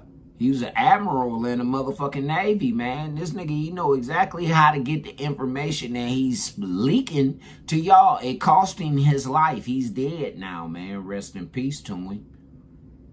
But it cost him his life in order to give y'all this information. Now, I'm putting y'all on the game like how a real nigga's supposed to.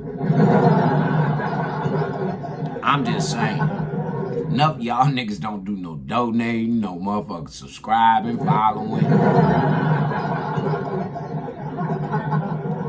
But I tell you what we do. We do a lot of weed smoking over on this bitch. Shout out to the weed man. Reflection of the society in which that exists. And it is a sick society that it's doomed to self-destruction. So based on that scenario, there's some truth into what these men are looking at. Absolutely, and that's what makes me so sick, is that I'm trying to wake up a people who on a daily basis are proving the ones that I'm warning them about to be right. Be honest, when was the last Davos meeting? And what exactly was proposed there? Most of us couldn't answer that, because we don't care. We have TikTok, we have Instagram, we have Netflix, we have our own lives, bills, work, relationships. Who has time to track what 150 powerful people discussed in a Swiss mountain town? And even if we watch a video about it, we forget it in seconds.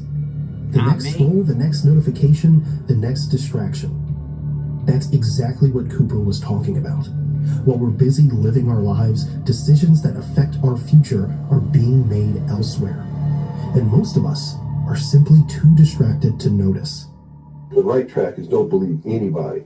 Don't believe me. Don't believe George Bush. Don't believe anyone. You got to go out and you got to get proof in your hand before you can believe anything. And to do otherwise today is the biggest mistake that anyone can ever make. You begin believing people, putting your trust in them, that they're telling you the truth. I guarantee you, you're going to take a ride on a roller coaster you don't want to be on. Do your own research. Don't jump in the comments and ask, so what do we do now? Then don't I say that shit all the time, y'all? I say, man, and y'all ain't gotta believe me, man. I'm the nigga who point you in the right motherfucking direction, man. I ain't misleading. If you want to know something about something, then nigga, go do your own research on it. And when you do your research, make sure that you use God's discernment, man. Cause I'm pointing you in the right motherfucking direction. See, I use God's discernment. I pray for that on a regular basis. Cause I know what type of trying times that we going through. See, y'all motherfuckers, y'all talk about y'all prepared and all this, that, and the other. How many of y'all niggas went to church this morning? How many of y'all followed that pagan ass tradition this morning, man? Y'all went to church and y'all got y'all Easter best and all that shit, and y'all about to still fuck with the Easter bunny and all that.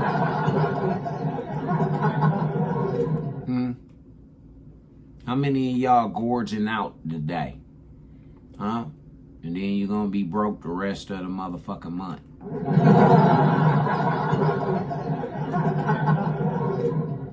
How many of y'all sitting up here still celebrating Jesus' death and y'all say he done resurrected, but you always on his main line calling for him to steer the wheel?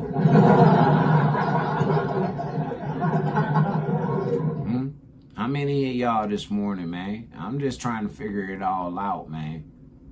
Because it's really not worth it. What y'all doing to yourselves is not worth it, man. And you'll see what I'm talking about, man. If you pay attention to what I'm trying to get and break bread with y'all, this is breaking bread. See, them other niggas told y'all the game is to be sold. I'm showing y'all that the game is to be told because it's each one teach one around this bitch. How else do we pass on the information, ladies and gentlemen, boys and girls? If it's not each one teach one around this motherfucker, how else do we pass on information? How does the children learn what they learn in school? They got a whole different type of math nowadays for these motherfucking kids, yo. This shit totally different from how we was doing math. I just used to do math the common sense way. Yeah, what makes sense to me, man, was always gonna make sense to me. I don't give a fuck how you looking at it. I mean, you going through rocket science. I'm going this shortcut. This shortcut right here is proven. It's proven to be motherfucking a fact. Dead ass serious, man. But a lot of y'all don't even check y'all kids' homework. But y'all so quick to throw up your kid made honor roll. How you know? How you know they ain't just pushing your kid through school? Look at y'all talking about your kid got ADHD. That's an attention deficit, bitch. Dead serious. That mean he can't sit his ass still. That mean he cannot concentrate long enough on some shit. That's why most of them rapper niggas, man, them niggas got ADHD. Especially them freestyling niggas. Them freestyling niggas, man, they got ADHD like a motherfucker. Put a tablet in a motherfucking ink pen in their hands, man, and it's gonna take them 3 months to write one verse. 116 bar, man. For real, man. It's gonna take them niggas about 3 months, man, to write 116 bar. Because they ain't nobody ever took time and made their ass as a child sit the fuck down. Because first of all, ladies, the reason why they start taking that sugar up off y'all food stamp cards is because not only was it giving motherfuckers diabetes, your kids growing up with diabetes early as fuck, and obesity and all of that shit. Not only that, but it was keeping the kids hyper. Of course, they're not gonna have no fucking, they're not gonna sit the fuck down. As an uncle that babysit, motherfucker, yeah, I do that shit all the time. Yeah, it is, man. Especially when the parents be on that bullshit about paying me my motherfucking money. They always short and shit. That's why I had to stop that shit. Yeah, man. After I go re-up on the sugar, because I know they gonna come back. After I re-up on the sugar, because I always dope them up with that sugar right before they get ready to leave. I make sure the mamas call me at least 15, 20 minutes before she about to head on out so I can dope them on up. For real, man. Give them that sugar and now this bitch ain't gonna get no sleep. I didn't get no rest while these motherfuckers was over here. I couldn't smoke no weed or none of that shit and enjoy myself because I got to make sure Junior ain't jumping up off the goddamn balcony. Dead ass serious, man. You can't be high around no motherfucking kids, man, because first of all, kids say the damnedest shit. Yeah, they say the damnedest shit, and they adventurous, man. The motherfuckers, they learning, they a sponge. They want to soak up all of the information that they want. So I don't know how the fuck y'all niggas get to a certain age that y'all don't want to learn. I'm just trying to figure this out, man. When do you get to a certain age where you don't want to learn, motherfucker? I know people right now, man, with degrees, man, is 70 and 80 years old.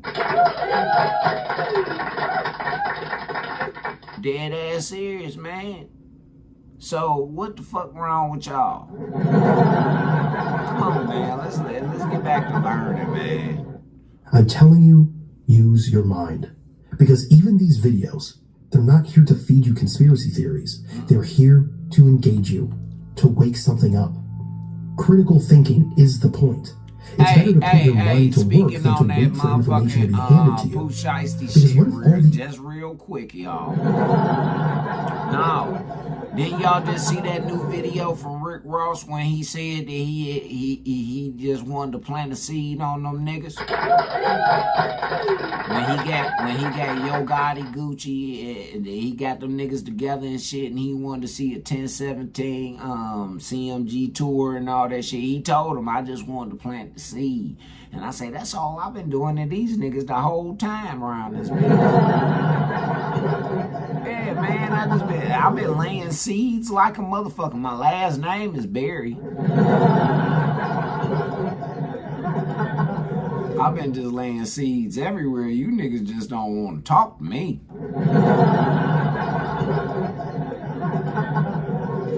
Yeah. Hey, cousin Niecy. Oh, shit, man. I was stuck on Will's motherfucking post, man. I ain't see everybody come in here, man. Shout out to everybody who just came in. Goddamn right, they dummies, cousin Niecy. Shit, man. Welcome to the show, cousin Niecy. Who else we got up in this bitch? Cousin Niecy. Hey, T-Love, what's happening, baby? Hell yeah, T-Love read that motherfucking Behold of a Pale Horse. Hell yeah. He said he read that shit back in 83. Hell yeah, nigga, shit. Hey, yeah, I got a hold of that shit in the 90s, baby. So, you know, it was around 96, 97. T-Rock was the one who introduced that book to me, man. Shout out and rest in peace to T-Rock, man, from the Graveyard Shift.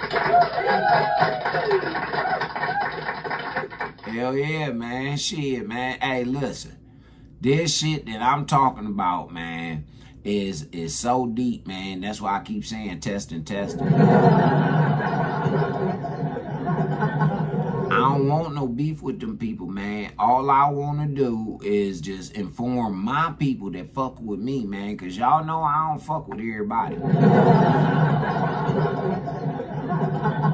I just want the niggas that know of me to fuck with me, man. Now, see, we ain't a part of that motherfucking 2/3 of mankind over here that y'all gotta destroy. My people that fuck with me, we a part of rebuilding this bitch. Yeah, cuz say she cook every Sunday, man. Praise the Lord. I know that motherfucking household eating good around this bitch. Hell yeah. Hey, shit, let's get on back on into it, man. Like that weed. The wishing out there is wrong. What then? We have to go back to the roots. Back to what we know is good, what we know is wrong. That inner compass, it's still there. We just stopped using it. Listen up closely because I just became That's co-owner all. and It's your Walt. gut If you don't feeling, man. understand And I how be big telling this y'all is, that let me shit all the explain it to you. time, man. Here's what most It's your people don't gut understand. feeling, man. AI has totally changed the game. You don't need That inner compass, it's still there. We just stopped using it. Now, that these people recognize the continuity of life. In other words, you have told me earlier that they're after physical immortality. They believe that through their technology, man will become God. It's power of reason. Through technology, man will himself become God. They will engineer, just like he wanted to do, the super race who will live forever. And the concept is the same, and the men behind it are the same as was. Bill said more than 30 years ago that they would reach for immortality through technology. Back then, it probably sounded absurd. But now, look at what's happening. Neuralink has successfully implanted brain chips in multiple patients. One man used it to play chess just by thinking. Scientists at Harvard and MIT are working on age reversal technologies. Clinical trials are underway for drugs that could add decades to human life.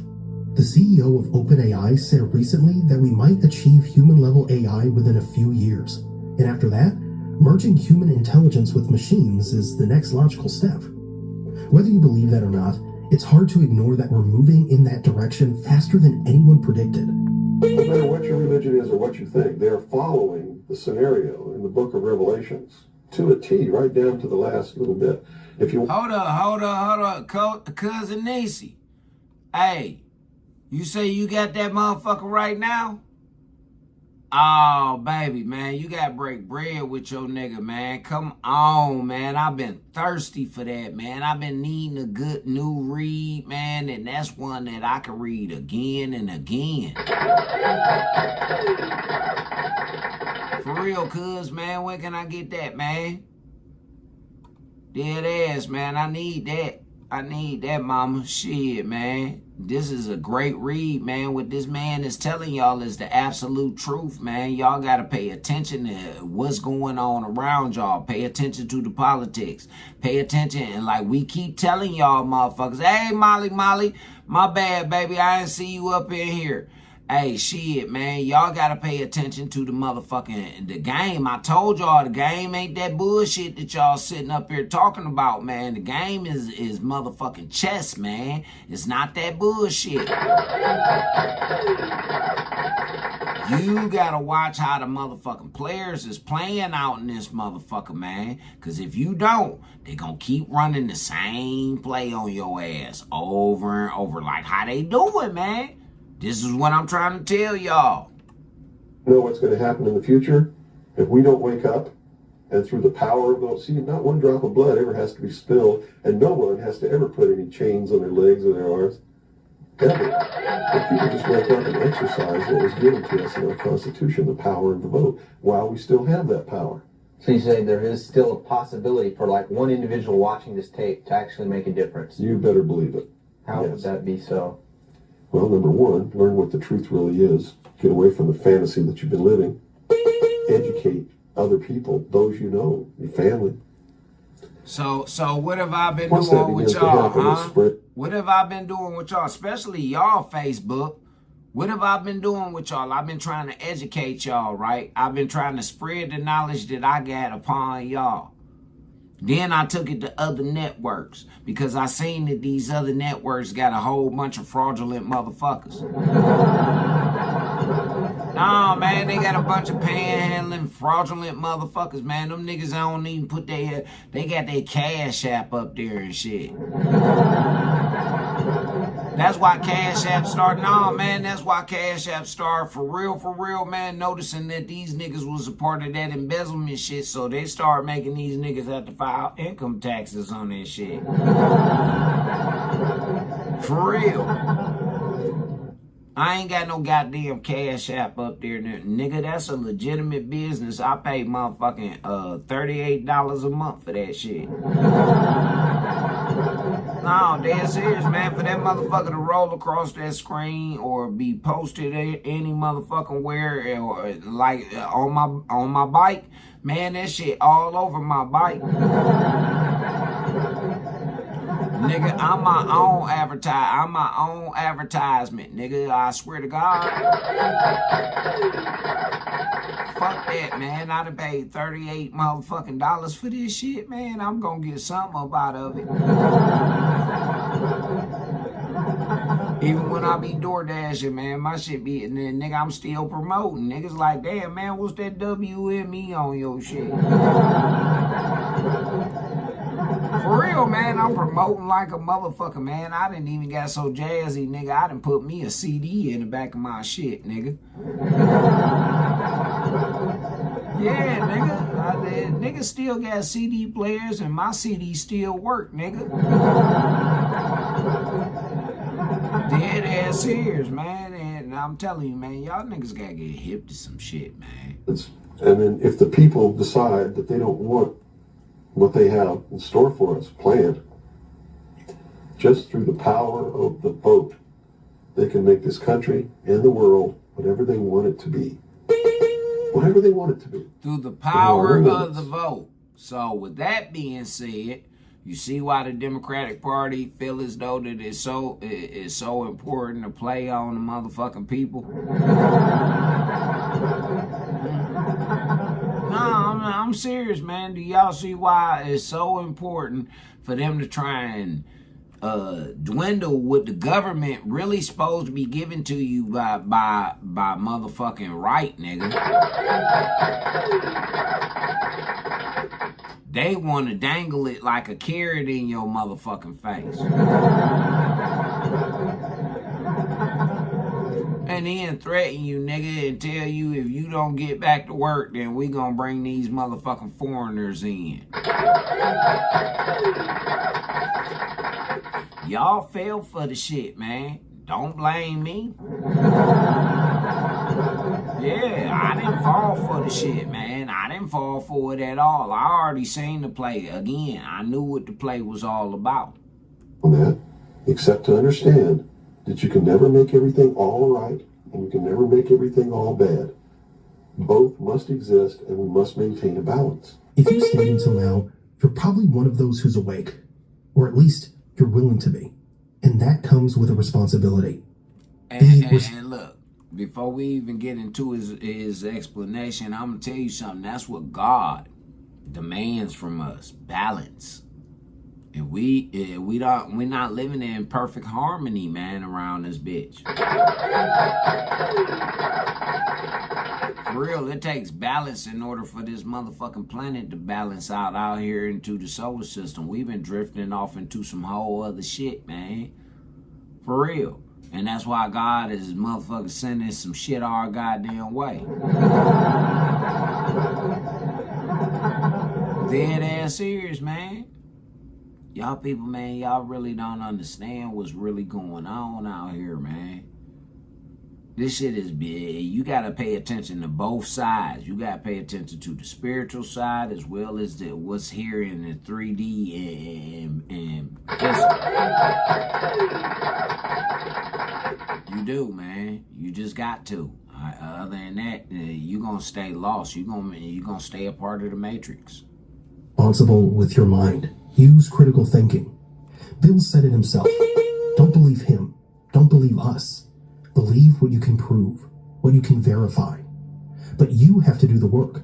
You have to research. You have to stay away. And again, Google and Chat GPT, Alexa, all that shit is not motherfucking going to be accurate all of the time, y'all. So you got to go do your research, man. Go to the library, get online with these motherfucking companies that, you know, type it in, man. Who wrote this book? Who's the publisher of this motherfucking book? And then you write to the company that published the motherfucking book and see if you can get you a copy of it. At least if you ain't trying to get a copy, at least get a copy of the motherfucking what they call that shit, the outline of the motherfucking book, letting you know what's all involved in there. But I know that you once you read the outline of the motherfucker, you gonna want to read what other information that they got off in there. You are. If you one of them type people that really want to know the truth, that's why they say do your own motherfucking research, man. Y'all got to stop just taking everybody's word for some shit. All I'm doing for y'all right now is just pointing you in the right direction. I'm not trying to tell you to take my word for it or to take William's word for it. I'm telling you, just look, start looking in this direction. Cause you want to know why the money funny right now, nigga? Don't you? You want to know why that money funny right now, right? And you want to know why them bitches out there doing something strange for that change, right? Yeah, they spreading around STDs, all that shit. All that shit is inside this book, man. And he telling you that this is how the motherfucking government and the military and all these motherfuckers implement these tactics on you, the American people. And it's proven time and time again to work on y'all ass, man. It was a nigga by the name of what was his name, man? Willie Lynch. Yeah, that was that nigga. I know a lot of shit, so, you know, from time to time, I'll be forgetting certain shit, man. It take me a second because I got to go through my motherfucking Rolodex. But there's a nigga by the name of Willie Lynch, and he wrote this indoctrination, right? He wrote this motherfucking decree that he said that if you motherfucking get these niggas to motherfucking, you can get these niggas to vote Democrat for the next 400-500 years, man, and they'll do it willingly as slaves. For real. And the Democratic Party attached on to that shit, and it kept going. You say you just read it, TV? Now is the shit that me and Mr. Cooper, is it a lie? Is it a lie? It's a decent read, ain't it, man? That's one of them motherfuckers you can read over and over. Because if you stay awake, others around you might wake up too. And that's how things change. Now, Bill has a final message for us. So, whoever has ears to hear, let them hear. By abdicating responsibility, by not walking in that divine state of grace, makes possible anyone meeting behind closed doors to bring about the world that they want. And the world that they want may not be the world that you want, or that I want, or that these people watching might want. Nah, man. Hey, listen, TV. That's a mandatory read that should be for all them young niggas, man, to read. For real, man. That should be a mandatory read. You remember like how we had to go to motherfucking home ec and shit like that. Like they still got them type of little classes for them and shit, but it's called different shit. But that should be a mandatory read for their motherfucking ass, man. Especially the boys. That right there. See, if they read and they do book reports on the read, because they mamas ain't never read that shit, so they mamas can't tell them niggas nothing about that shit. And by them talking to they mamas about the shit, then that'll put the mama up on game, and now she gonna want to go read it. And she'll figure out how she been getting played in the game, because y'all keep hollering this queen shit, but y'all really don't know what type of queens y'all really are. Y'all don't. Y'all supposed to be queens on the chessboard for these black men and these motherfucking melanated men and these, fuck it, just men, period. Dead ass serious, man. Y'all supposed to be motherfucking there for them niggas, man. Like, man, you supposed to be that nigga #1 motherfucking cheerleader at the end of the day. You the one that if the nigga got a surefire plan, You supposed to be the investor. You supposed to be the motherfucker to push that nigga up out the goddamn door to go get that motherfucker shit. You supposed to make sure that he get his ass up every day and he go to work to go put the same hours in that he put in for that motherfucker that he go hit a time clock for. He put them same motherfuckers hours in on what the fuck y'all got going on around this bitch. See, that's your job as a motherfucking real live woman. Why y'all keep talking that I'm the table and I'm this, that? Yeah, man, they keep talking that bullshit, man. But this is what a real woman is supposed to do for her man. He got an idea. You ain't even supposed to be fucking with no nigga who ain't got no motherfucking at least a 3-year plan. I'm talking about some legitimate shit. You're not even supposed to be talking to no motherfucking nigga who ain't got no 3-year plan. Not in 2026. I don't give a fuck what age you is, bitch.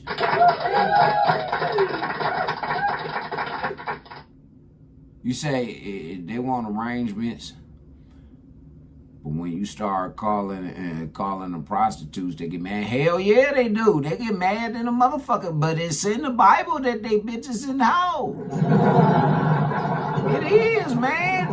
We just went over this shit, the week before last, man, when Pastor Geno Jennings went into the book of Ecclesiastics and all that shit, when it was saying that the motherfucking woman is to walk on all fours as a motherfucking dog and be treated like a motherfucking animal and all that shit like that, man. And this is in the Christian Bible around this bitch. All throughout the motherfucking Bible, it called women that act like today's motherfucking modern woman over here in the United States. Man, they call them whores all throughout the motherfucking Bible. But when I say it, then it's a motherfucking problem. Man, listen. This true story. This was earlier before I even got online. I was standing downstairs talking to the security guard and shit like that, right? I'm looking on my motherfucking Facebook. I'm just scrolling, checking my morning messages. Man, this one bitch, man, she on that motherfucker shit. First of all, she in a bathing suit.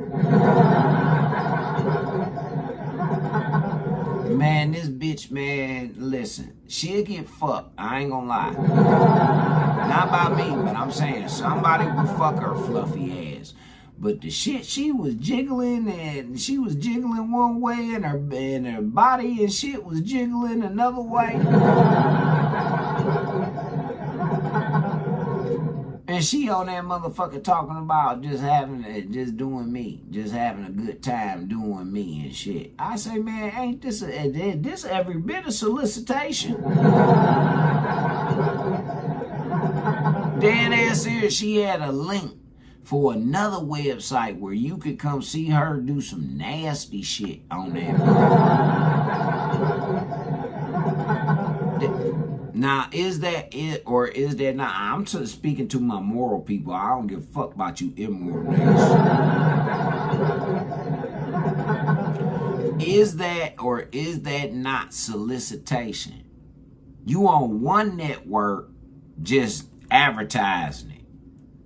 You sending a link to another network where you getting paid to show some exclusive shit. That's called solicitation. Am I correct?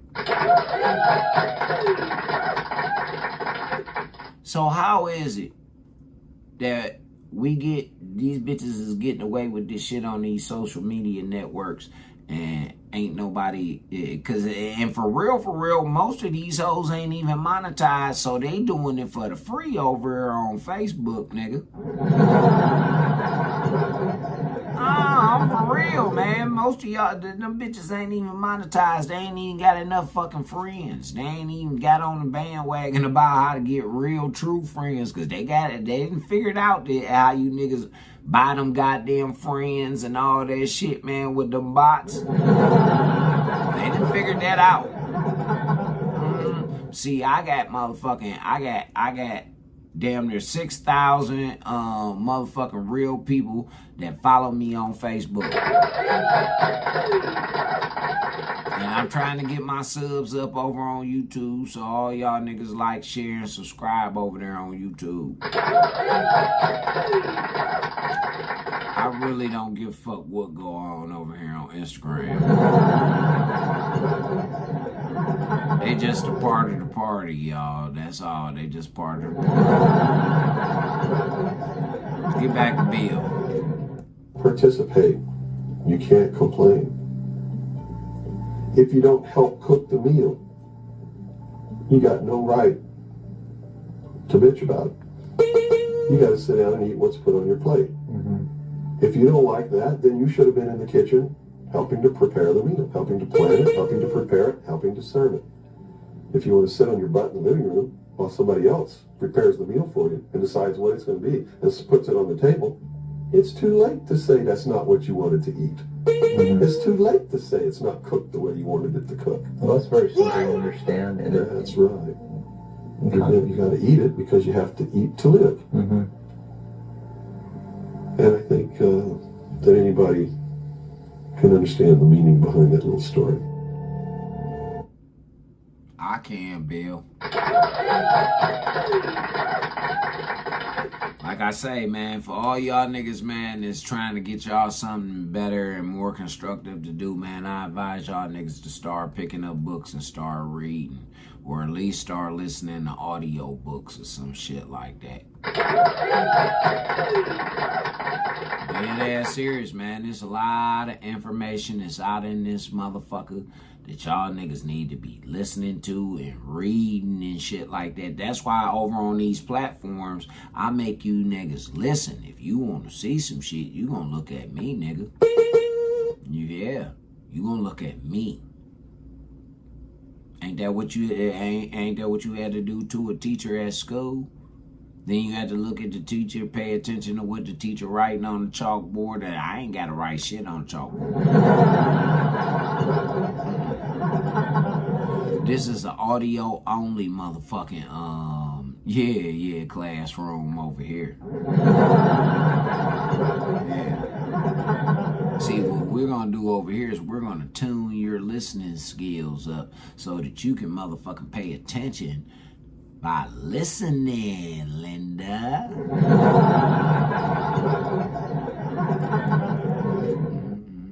But no, man, on everything, the book is called Behold of a Pale Horse. If you don't have it, I advise y'all niggas to try and find some type of way to get it. Now, if you gotta order it nowadays, I'm pretty sure it's gonna be pretty expensive, but it's gonna be worth it because, you know, knowledge is fucking power. Yeah, serious. Knowledge is power, man. All y'all niggas around here talking about your gun and all this goofy shit. Smart motherfucker be to conjure you up out that goddamn gun. Wait a second, young. I need this money, man. I understand you need some money too. Why don't you just sell me the motherfucking gun? Yeah, I'll buy the gun from you, nigga. For real, man. You ain't got to take all my money, man. I'm going to give you a nice little portion of the motherfucking money. But I'm just saying, my nigga, man, please, come on, nigga. Let me sell you this gun. That's what the young nigga gonna say. Let me sell you this gun, man. Yeah, because I really didn't want to go to jail behind this shit. And that young nigga be around that motherfucker because that old nigga be like, come on, man. Come on, man. For real. I'm trying to tell you, young boys, y'all better pay attention. All right, Mr. William Cooper, that's about it for you. Thank you for the information, man. I thank y'all for tuning in for that shit right there, because that was real informative right there. All righty, ladies, y'all. I got just got to, man. I got to, ladies. We're going to go over here to relational dynamics. That's where we're going to go. We're going to go over here and we're going to get some information from them. They say why single mothers can't raise little boys to be men around this bitch. You know me, I'm going to have some fun with this shit. No, man, I needed y'all to just take it easy, ladies. Let's go on over here and get some information. Because y'all feel as though y'all can raise these little boys and all this old bullshit. And then these niggas coming out here talking about they unicorns. And today we're having a conversation that gets me more pushback than almost any other topic I discuss. We're talking about single mothers and their sons. Specifically, we're talking about why single mothers, even good single mothers, even dedicated single mothers who are doing everything they possibly can, struggle profoundly to raise their sons into functional, healthy, well-adjusted men. This is not an attack on single mothers, it's a message for fathers. Let me be clear about that from the start. See, ladies, most of the time I don't even be talking to y'all, man. Ladies and the women, I don't be talking to them, man. I don't say shit to no lady and no woman, man. Who I be talking to is the bitches and the hoes who got these motherfucking, I don't even know what to call them. All I know is they're young than a motherfucker. They're younger than me. And they got these motherfuckers that just run around just doing whatever they want to do. And then they not being taught accountability. So and once they're held accountable, they're feeling as though it's an attack on them, man. Same thing with these retarded ass mamas. But let's go ahead and get into it. Like I say, man, I ain't attacking y'all mothers and the ladies and the women. I'm not attacking y'all. I'm attacking them motherfuckers that deserve it. It's really for you niggas to pay attention to, nigga. You better pay attention. Many single mothers are doing heroic work under impossible circumstances. The difficulty they face raising sons is not evidence of their personal failure. It's evidence of something structural, that boys need their fathers in ways that even the most capable, loving, dedicated mother cannot fully substitute for. And here's where this gets uncomfortable for people. Because we live in a culture that has spent decades insisting that fathers are optional, that mothers can do it all, that family structure doesn't matter as long as there's love, that suggesting a child needs their father is somehow insulting to single mothers who are trying their best. All of that is wrong. Demonstrably, empirically, catastrophically wrong. And the boys being raised without fathers are paying the price for that wrongness with their development, their outcomes, their life trajectories, and often their freedom and their lives. So today we're going to examine honestly why single mothers struggle to raise healthy men, what specifically is missing when fathers are absent, what the data tells us about the outcomes for boys raised without fathers, and why this means that men have an absolute obligation to remain in their children's lives, even when the relationship with the mother has ended. Because your son needs you in ways his mother cannot fulfill. And pretending otherwise is not compassion, it's negligence. Stay with me. This matters more than... basically what he's saying, fellas, is this is a conscious decision, just like how you got to make a moral and conscious decision with dealing with if you rolling with God or not. This is a conscious decision about you being in your child's life. Fuck with that bitch and them motherfuckers in that courthouse talking about. Somehow, some way, I don't give a fuck, man. You gotta be in communication with your son, man, so that you can be able to at least tell him a few things, man. Point him in the right direction. Like, listen, man, I don't think you should do that. You feel what I'm saying? If that's the most that you can do, you don't have to go to that courthouse and make them motherfuckers make you sign no goddamn slave contract. You don't. You know, because that's what it is. It's a slave contract, and they making the bitch the overseer, man. That's why she feel entitled like that, man. No, dead serious. That's why she feels entitled like that, man. She could tell you when you can and can't see your motherfucking child. Man, that motherfucker came out my nutsack, bitch. What the fuck you talking about? You just held the motherfucker and incubated that motherfucker. That came out my nutsack. Let's not get it fucked up. Yeah, man, you gonna tell me when I can and can't see my motherfucking product around this bitch? Don't it look like me? Every time you get mad and you don't get your way, don't you say that motherfucker look like me?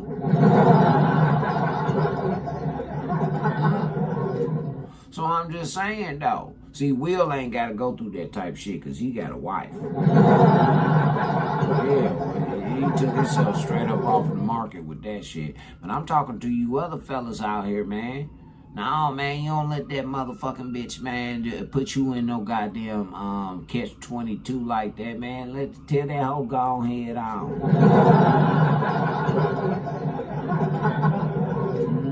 I bet you she changed her tune up real motherfucking quick, man. You tell her get the fuck on. Hey, bitch, get up out my face. Almost anything else we discuss on this channel. The data we're not allowed to discuss. Let me start with the data because the data is so overwhelming, so consistent across decades of research, that the only way to ignore it is deliberately. Boys raised in single-mother households have dramatically worse outcomes across virtually every measurable dimension of well-being and success compared to boys raised in intact two-parent households with their biological fathers present. Educational outcomes, boys raised without fathers are significantly more likely to drop out of high school, less likely to attend college, less likely to complete college if they do attend. The educational achievement gap between fatherless boys and boys with involved fathers is substantial and persistent. Criminal justice involvement. Boys raised without fathers are dramatically overrepresented in the criminal justice system. If you only have 1 or 2 hours a day to do front end it's so supplies, sad you in will the succeed, motherfucking just like I criminal do. justice. Hey everyone, my name is Ethan. Take it from a nigga who went through that shit, y'all. It's filled up with motherfucking kids talking about they calling their mama. You don't never hear but maybe a few of them niggas talk about they gonna call their daddies around that bitch, man. It's always I gotta call my mama, get my mama to bond me out. I gotta get, cause you know if you call your daddy gonna kick your ass, nigga. And that's again what the Democratic Party took away from y'all. They took the ability away from y'all motherfucking parents to be able to discipline your motherfucking children, man. They did, man. Now you can't even put that motherfucking fear of God up in that motherfucker, man, so that they can have some home training. Now they want to train your motherfucking kids, and what did William Cooper say? They want to train you to be good worker bees. But they knew that this generation was a dead, and man, this shit was done for. That's why they teaching the babies of Generation Alpha something totally different. They really want to kill them niggas off. They got them niggas, man, a whole generation cursing God by telling God what the fuck they is and shit. For real, man, a whole generation of motherfucking children growing up in school, man, being called pronouns and all that. Dead serious, man. Y'all ain't paying attention to the game, but come on, y'all. Involvement. Boys raised without fathers are dramatically overrepresented in the criminal justice system. Approximately 85% of incarcerated youth come from fatherless homes. Let me repeat that because it's one of the most damning statistics in all of social science. 85% of young men in prison were raised without their fathers. Substance abuse. Boys raised without fathers have significantly higher rates of drug and alcohol abuse, starting at younger ages and progressing to more serious addiction. Mental health, higher rates of depression, anxiety, behavioral disorders, higher rates of suicide and suicidal ideation. The psychological toll of father absence is severe and well documented. Hold up. But these women can sit up here and joke about that type of shit. These women can sit up here and talk about that type of shit with us. but is doubling back on them. See what I'm saying, fellas? This is why them ladies don't like when I get to talking like this, because it's a mirror up in their motherfucking face around this bitch. It is. It's a fucking mirror. And they don't, as much as they want to be in the mirror, they don't like that reflection. Hell no. That's called the ugly truth, boys. Lower employment rates, lower earning potential, less career stability, the economic consequences of growing up without a father extend throughout a man's entire working life. Relationship stability, boys raised without fathers are more likely to father children outside of marriage themselves, more likely to abandon their own children, perpetuating the cycle of father absence across generations. This is not subtle. This is not marginal. This is a catastrophic pattern affecting millions of boys whose life trajectories are being fundamentally compromised by the absence of their fathers. And here's what's critical to understand. These outcomes persist even when you control for income.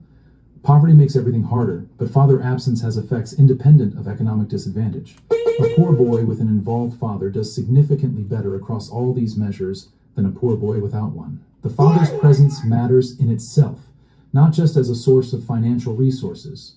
What mothers can't teach sons about being men, now we get to the hard part. The part that generates the most resistance, because it sounds like I'm saying mothers are inadequate or that women can't raise boys. That's not what I'm saying. What I'm saying is this. See, listen. I'm going to put it to you like this. A mother that is emotionally stable, she's emotionally stable, she's nurturing, she's caring. She is going to teach the young man how to be emotionally responsible.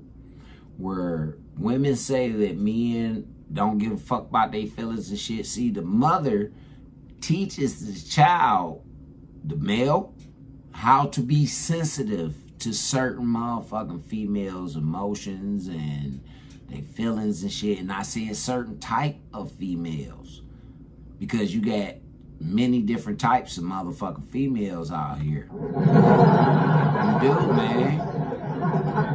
Wu-Tang Clan tried to put it down, man. They said they got 31 flavors around this. For real, man. But I'm just saying, on a real note, man. See, the father teaches the boy how to survive. The mother teaches him about his emotions and shit like that. The mother also teaches him how to groom himself and keep his hygiene up and take care of herself, if in fact she's a cleanly woman.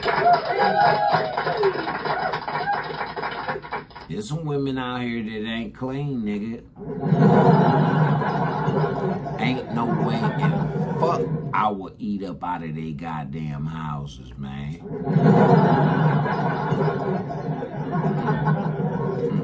And you know something? Most of them type bitches, man, it's a 50-50 chance that they motherfucking son will be a clean ass nigga, cause he gonna want something that he ain't never had before. For real, man. And that's just keeping it real. Just like with a father figure.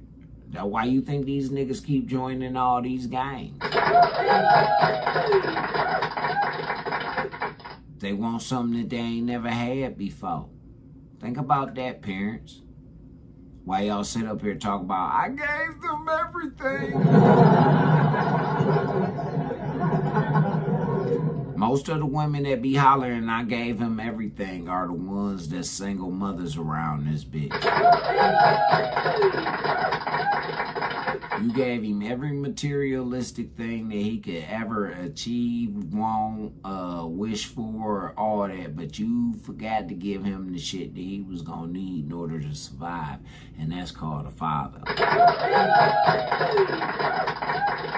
But you did that for your own selfish reasons, man. I don't know which dog this about to hit and hurt. But I'm just keeping it all the way real with y'all, man.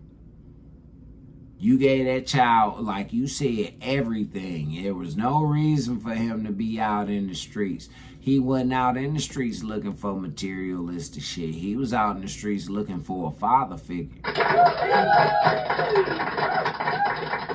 It was the niggas that he got around that didn't have a father figure that decided that they was gonna, you know, teach this nigga some other shit. And you thinking that they cool because they all nice and sweet to you because they really want to fuck you.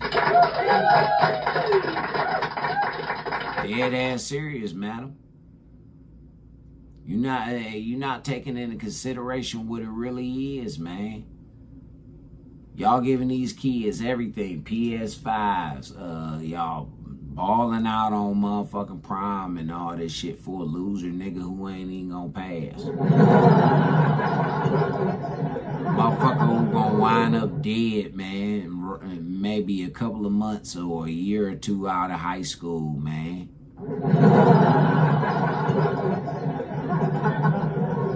And all the motherfucker wanted was a father. That can end a lot of the motherfucking incarceration rate. It can end a lot of it. Man, that's a bunch of them fathers, man. And why you think they releasing them niggas, man? Because them niggas done passed the program. Yeah, they giving them niggas another shot. For real. Bitch, he get it. For real, Uncle Sam giving you another shot at a nigga.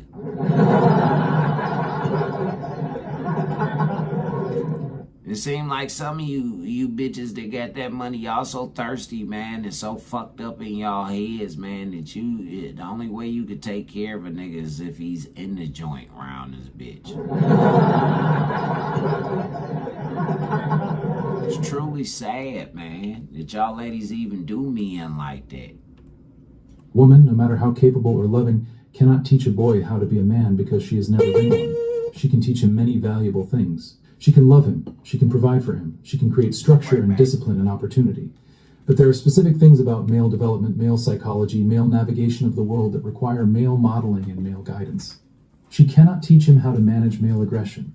Boys have testosterone-driven aggressive impulses that need to be channeled, directed, controlled. A father who has navigated his own aggression, who understands it from the inside, can teach his son how to harness that energy productively rather than destructively. A mother experiences male aggression as frightening or threatening. She doesn't understand it experientially. Her instinct is often to suppress it entirely, which doesn't work. Boys need to learn to channel aggression, not eliminate it. She cannot teach him male emotional regulation. If you're watching this right now and you've been telling yourself, I need more followers, I need more time, I need everything to be perfect before I start, let me stop you right there. That's loser talk. I don't say that to disrespect you. I say that to wake you up. See, people on social media making real money, they're not the smartest. They're not the most tech savvy. They're not the prettiest. They're the ones that said, I am done waiting. And they got in the room. They took the action and they stopped making excuses and start making the income. And now I am opening up that room for the right people. Not the curious. This is not for the comfortable. This is for the committed, the ones that are ready to learn what actually works and have the guts to execute it.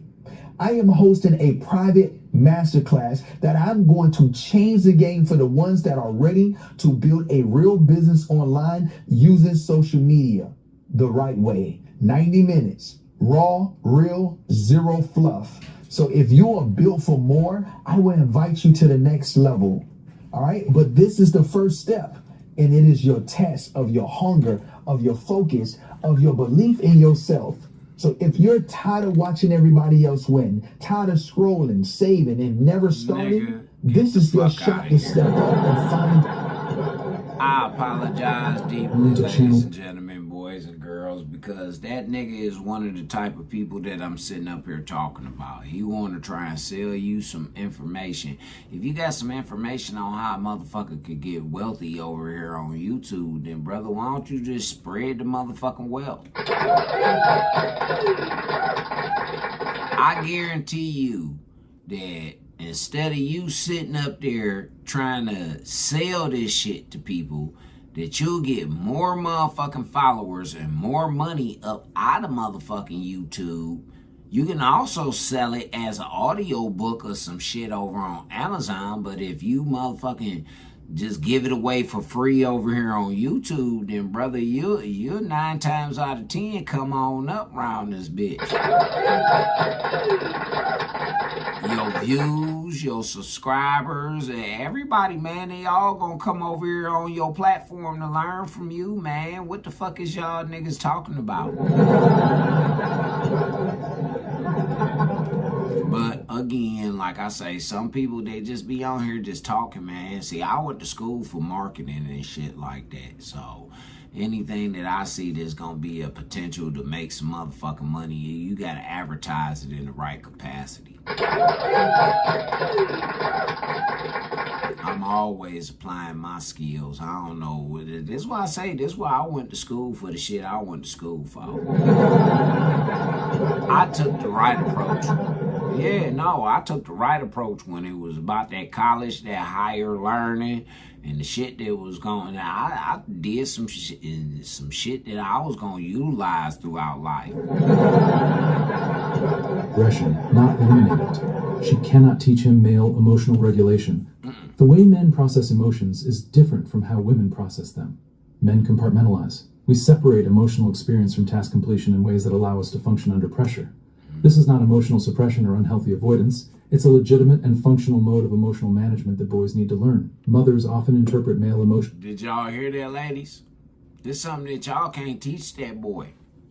That's why that motherfucker, he can't sit up there and respect no motherfucking man when he's trying to give him a little bit of game and keep him alive around here.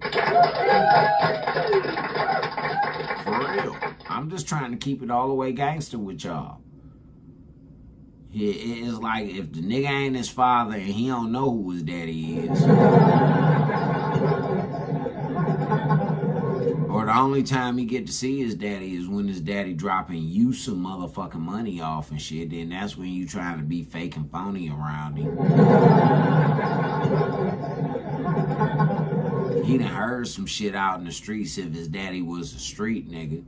He done heard some shit out in the streets about his daddy. But other than that, he don't know nothing about his motherfucking daddy, man. You done raised him to think and believe some whole other shit about him, man. And that's wrong, ladies. He the nigga that need to teach this nigga this shit.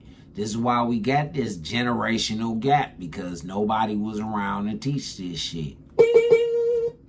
Regulation is emotional unavailability, and try to change it into something more resembling female emotional expression. This leaves boys confused about their own internal experience. She cannot teach him how to command respect from other men.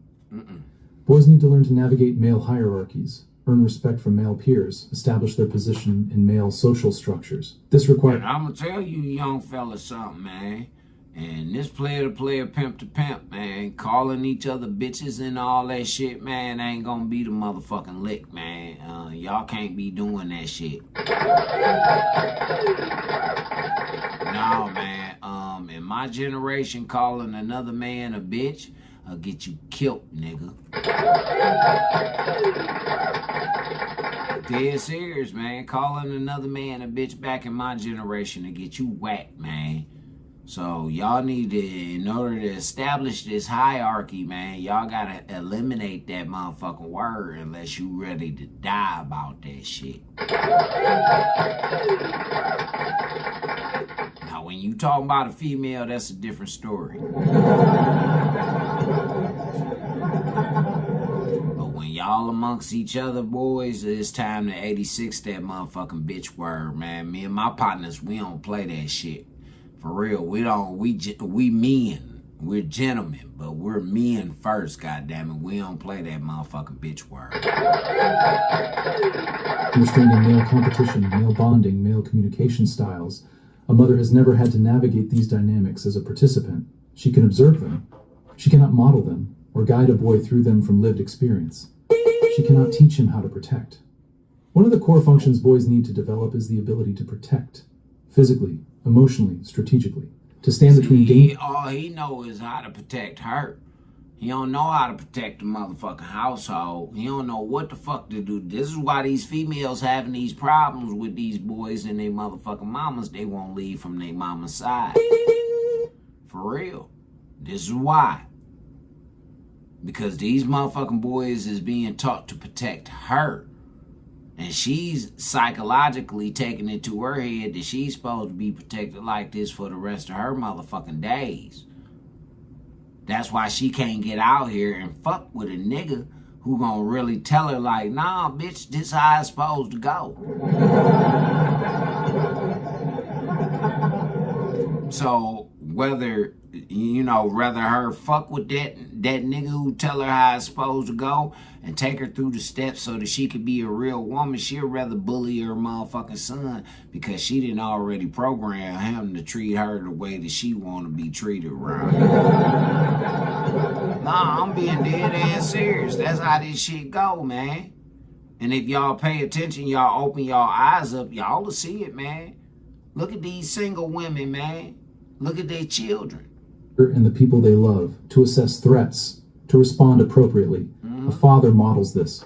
A boy watches his father protect his mother, protect him, protect the family. He learns what protection looks like in practice.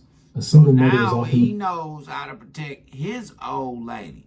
He knows that his old lady ain't supposed to be walking around outside dressed like no motherfucking hoe. He knows that his old lady ain't supposed to be loud and all out in the middle of the street. You ain't gonna do that.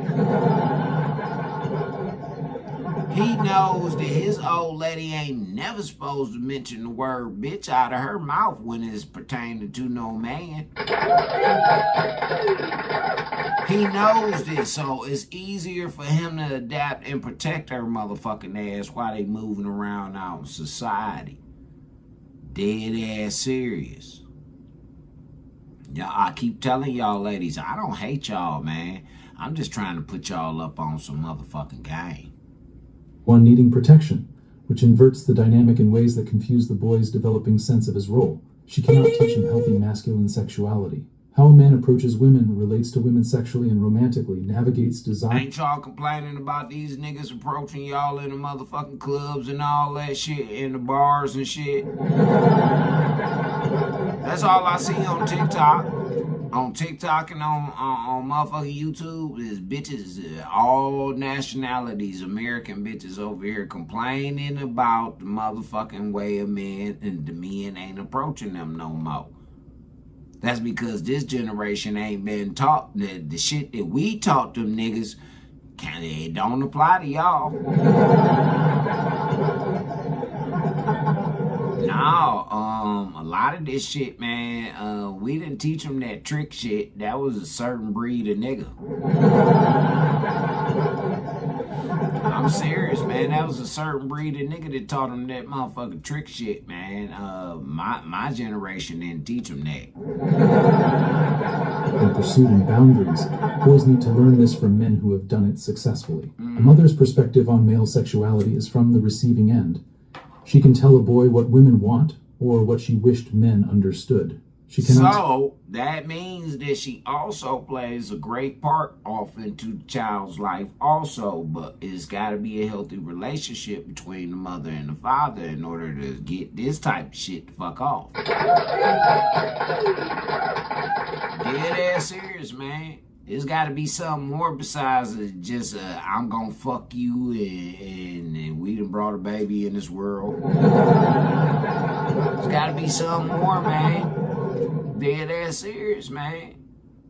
See, it's a puzzle. It's a piece to the puzzle. And once you find your missing motherfucking piece, ladies and gentlemen, then that's when the real motherfucking games begin. Having lived experience what it's like to be a young man managing sexual desire, pursuing women, handling rejection, building confidence. Fathers teach sons how to be good men in relation to women by modeling it. She cannot give him the confidence that comes from father approval. See, a There is father something gonna teach that specific little and nigga, hey, irreplaceable listen, about a hold father. up. A father gonna teach that little nigga that if she got a man or she say she got a man, then that means she off limits and leave her the fuck alone. Nah, if she open up the doorway and say, yeah, I got a nigga, but she a nigga, you can get on my roster. That's something totally different. Yeah, you talking to a pimp, nigga, you talking some whole different shit. But I'm just saying, though, If a man was around, he would be able to teach his offspring, his son, hey, look, man, it's about respect. And the first level of respect is do unto others as you will have others do unto you. Don't, if she say she got a man or she ain't interested, then brother, leave her the fuck alone, man. Because anything else is gonna be not only disrespecting her, but disrespecting whatever the fuck she got, male or female. You don't want nobody disrespecting you, so don't do it to them, you know? But with these males missing out of the equation, it's hard for these motherfucking, these males that's coming up now to get that type of information, because the males, they got to go out here in the streets. And then most of these niggas whose daddies it is that you not letting them around, sweetheart, you using the law not for the child to be around the father, and then you'll get on social media and lie like a motherfucker talking about, I ain't never stopped him from saying his kid. Yes, you are. Because then, listen, don't, and I'm speaking up on behalf of these motherfucking fathers that do pay their fucking child support. Don't no nigga want to go to work as many hours as he done motherfucking work and put up with that bullshit to pay for no motherfucking child that came out his nutsack that was free to you about his nuts. Yeah, he don't want to pay for no motherfucking child that's gonna grow up to fucking disrespect him because the mama ain't getting her motherfucking way around here. Let's just get that understood, ladies. He don't want to do that shit. And then y'all sitting up here playing with him, talking about, oh, I'm doing this for the holidays. And, you know, holidays, he's supposed to be with me. But, bitch, you ain't with the kid but for long enough for them to eat a dinner and take some goddamn pictures. Then you laid up, booed up, or you flew out to some motherfucking where. And then most of the time, we don't even see no pictures unless you bitches cook. Now, if you done cooked it, y'all post that shit up. For real, man. Like, goddamn. Can we get some type of leeway here, ladies? For real. Can we? Because I would love for y'all to get up off of these men that's really trying motherfucking backing up off their ass. Y'all say that it's a problem with these motherfuckers and they don't know how to talk to no woman. They don't know how to treat no woman. They don't know how to protect. They don't know how to take care of no household. They don't know how to keep their dick in their pants. They don't know how to be responsible. Y'all saying this shit. But if they don't know how to do it, then you supposed to be the teacher, baby. That's your job as a woman to teach that nigga that shit. But you can't teach no grown motherfucking man that. No, that was on his mammy. That was on her. That was her responsibility, her duty. Now, I can't blame you for her slacking on her shit, but then you got to also take a look in the mirror at what type of woman you are. Why is it that you always keep attracting these type of men? All your baby daddies just ain't shit, huh? All of them, just they ain't shit. And then for you females who got just one baby daddy, what he wasn't shit when you had the first one? When did he start not being shit? What, was it the second one or the third one? He been around all this time getting that motherfucking pussy popping these motherfucking babies up in you. So now all of a sudden he ain't shit. Maybe he might be tired of your bullshit. Maybe he might be tired of you keep doing the same shit all of the goddamn time. Maybe he might want you to change up your routine. Huh? Sometimes these men, and I'm telling you, man, I thank God for my motherfucking girl. I do, man. Because she stepped in and she talked to me like how the fuck I needed to be talked to around this bitch. When my mama died, man, my girl stepped the fuck up and she said, hold up, nigga. You ain't about to, you got me. You ain't about to do this. I'm dead ass serious, man. She was like, you ain't about to do this. You got me, my nigga. And that's all you need. I got your back. Nowadays, man, motherfuckers is out here, man, just choosing and fucking any and their goddamn body. For real. Look at how the STD thing spread like a motherfucker down there in Houston, man. That shit is ridiculous, man. That ain't nothing to fucking brag about, yo. That shit is sad as fuck. Then niggas sitting up there, oh man, I wasn't a part of that. You don't know, nigga. You don't know if you was a part of shit. If you was down there in the motherfucker, hey, birds of a feather flock together, right? Well then, nigga, you was down there kicking it with them niggas. You was having your motherfucking grand old time down in that bitch. So yeah, no, nigga, you probably got the bumpy dick too. Recognition of his son's developing manhood. When a father looks at his son and communicates through words or presence, or simply recognition, you are becoming a man. I see it. I'm proud of you. That does something for a boy's developing identity that a mother's love, however strong, does not do. A mother's approval is always available because maternal love is largely unconditional. A father's approval must be earned, which makes it valuable in ways that shape a boy's sense of his own worth and capability. None of this means mothers don't matter. None of it means mothers can't raise boys who survive and even succeed. That's right. But it does mean that something critical is missing when fathers are absent. And pretending that absence doesn't matter, that mothers can simply do both roles, is setting boys up for struggles that were entirely preventable. So profitable, why do you sell a course? Well, you know what? Here you go. But I tell y'all, y'all tell me, nah, man, don't say that about the women. Preventable. The specific ways single mothers fail sons, even good ones. Let me be specific about the patterns that emerge even in single mother households, where the mother is trying her absolute best. Without overprotection and the prevention of healthy risk-taking, boys need to take risks, physical risks, social risks, the kind of exploration that might result in injury or failure. This is how they develop courage, confidence, resilience. Mothers operating from maternal instinct to protect often shut down healthy risk-taking because it looks dangerous. Fathers understand that the danger is part of the value. A father lets his son climb the tree knowing he might fall, because falling and getting back up is the lesson. Yeah. A mother sees the potential fall and prevents the climb. Emotional enmeshment and failure to encourage separation.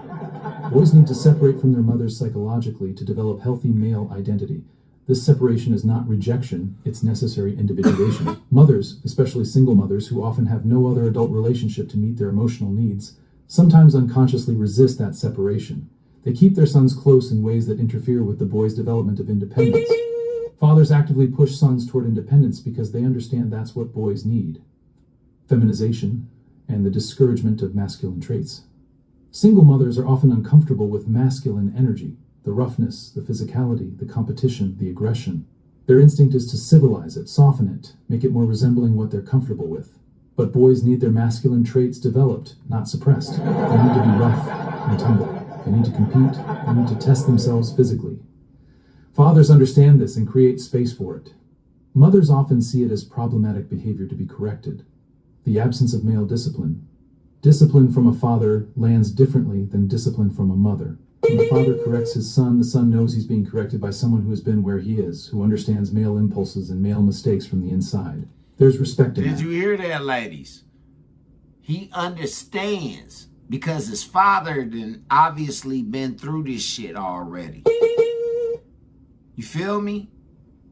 He understands from a man's point of view.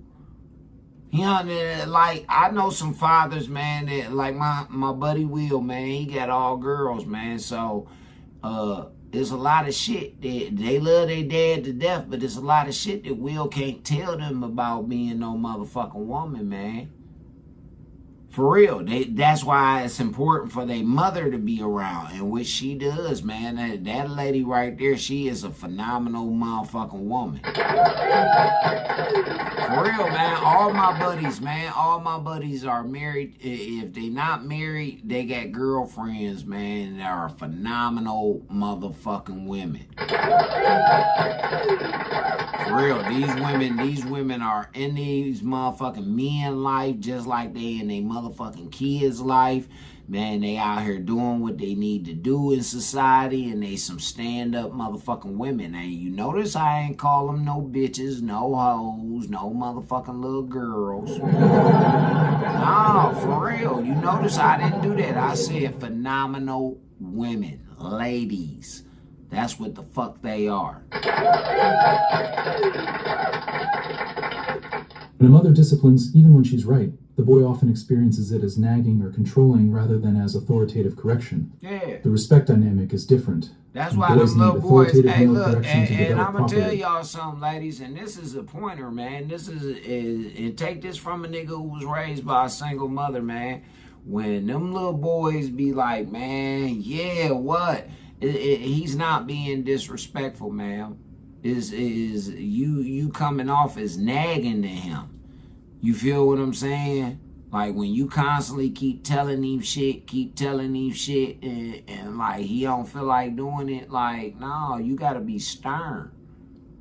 And that's taking you up out of your essence of being a motherfucking woman by being stern.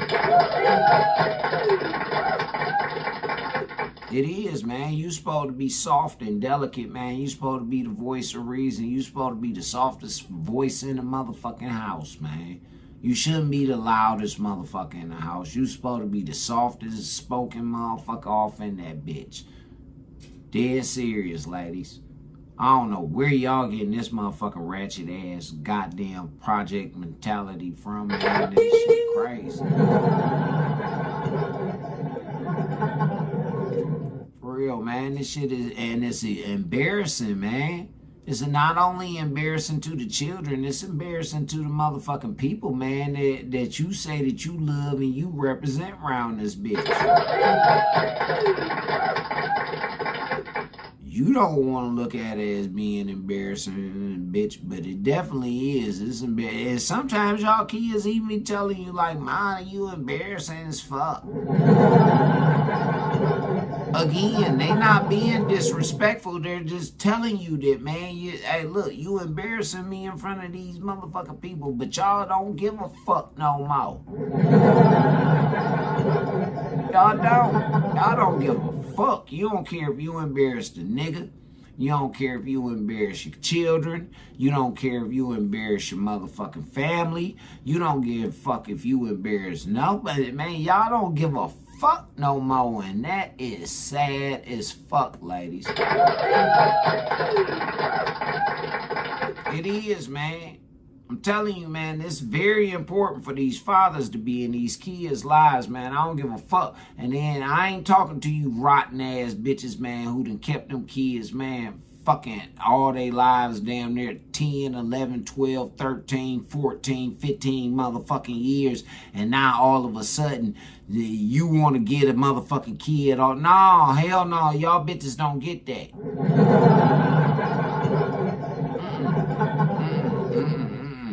You got 18 years with that little motherfucker. Now, after 18 years, now it's on up to the kid and the father to do what the fuck they gonna do.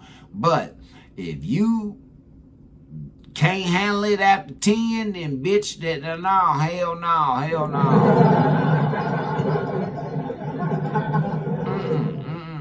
You don't get that. You don't get that. You done fucked the kid up. You done let him get spoiled rotten. You done let him do what the fuck he want to do. And now you want to try and make the father the disciplinary.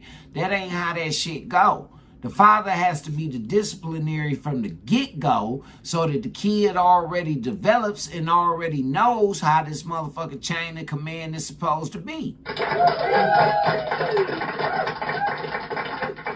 Y'all trying to do shit y'all motherfucking way in a way that these dumbass motherfucking feminists told y'all how to do this shit. And what is it doing to y'all, ladies? Huh? How that's been working out for y'all? Y'all tired of going to funerals? Huh? Y'all tired of motherfucking going to the jailhouse, bond and putting your motherfucking house and shit up for fucking bond and all that? Huh? Y'all ain't tired yet?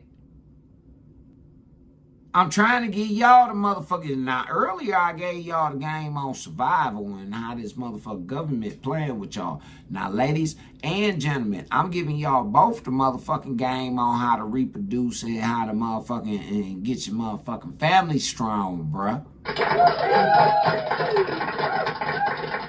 For real, man. Y'all better pay attention. The creation of white knight syndrome.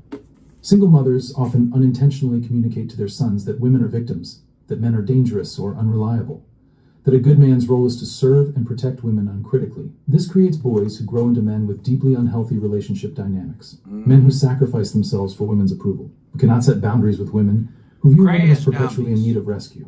This is not healthy masculinity. It's a distortion that leaves men vulnerable to manipulation and unable to form equal partnerships.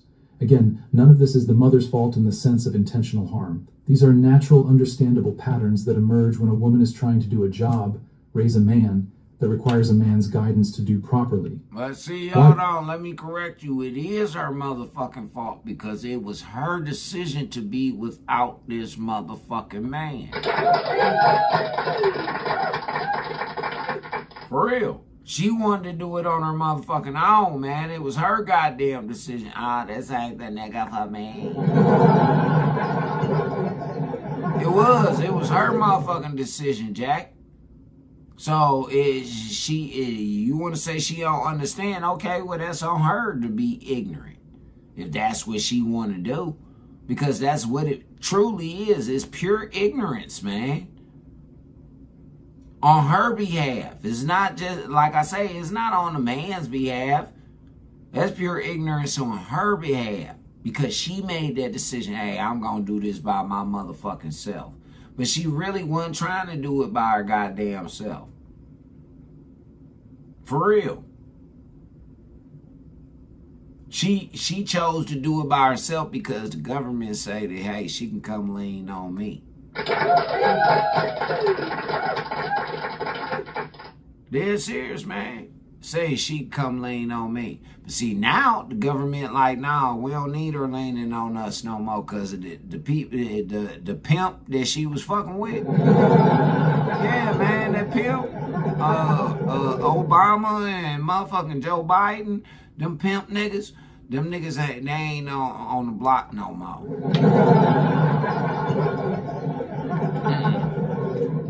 Them pimp niggas ain't on the block no more, man. This a new motherfucking Mac in town. His name DJT.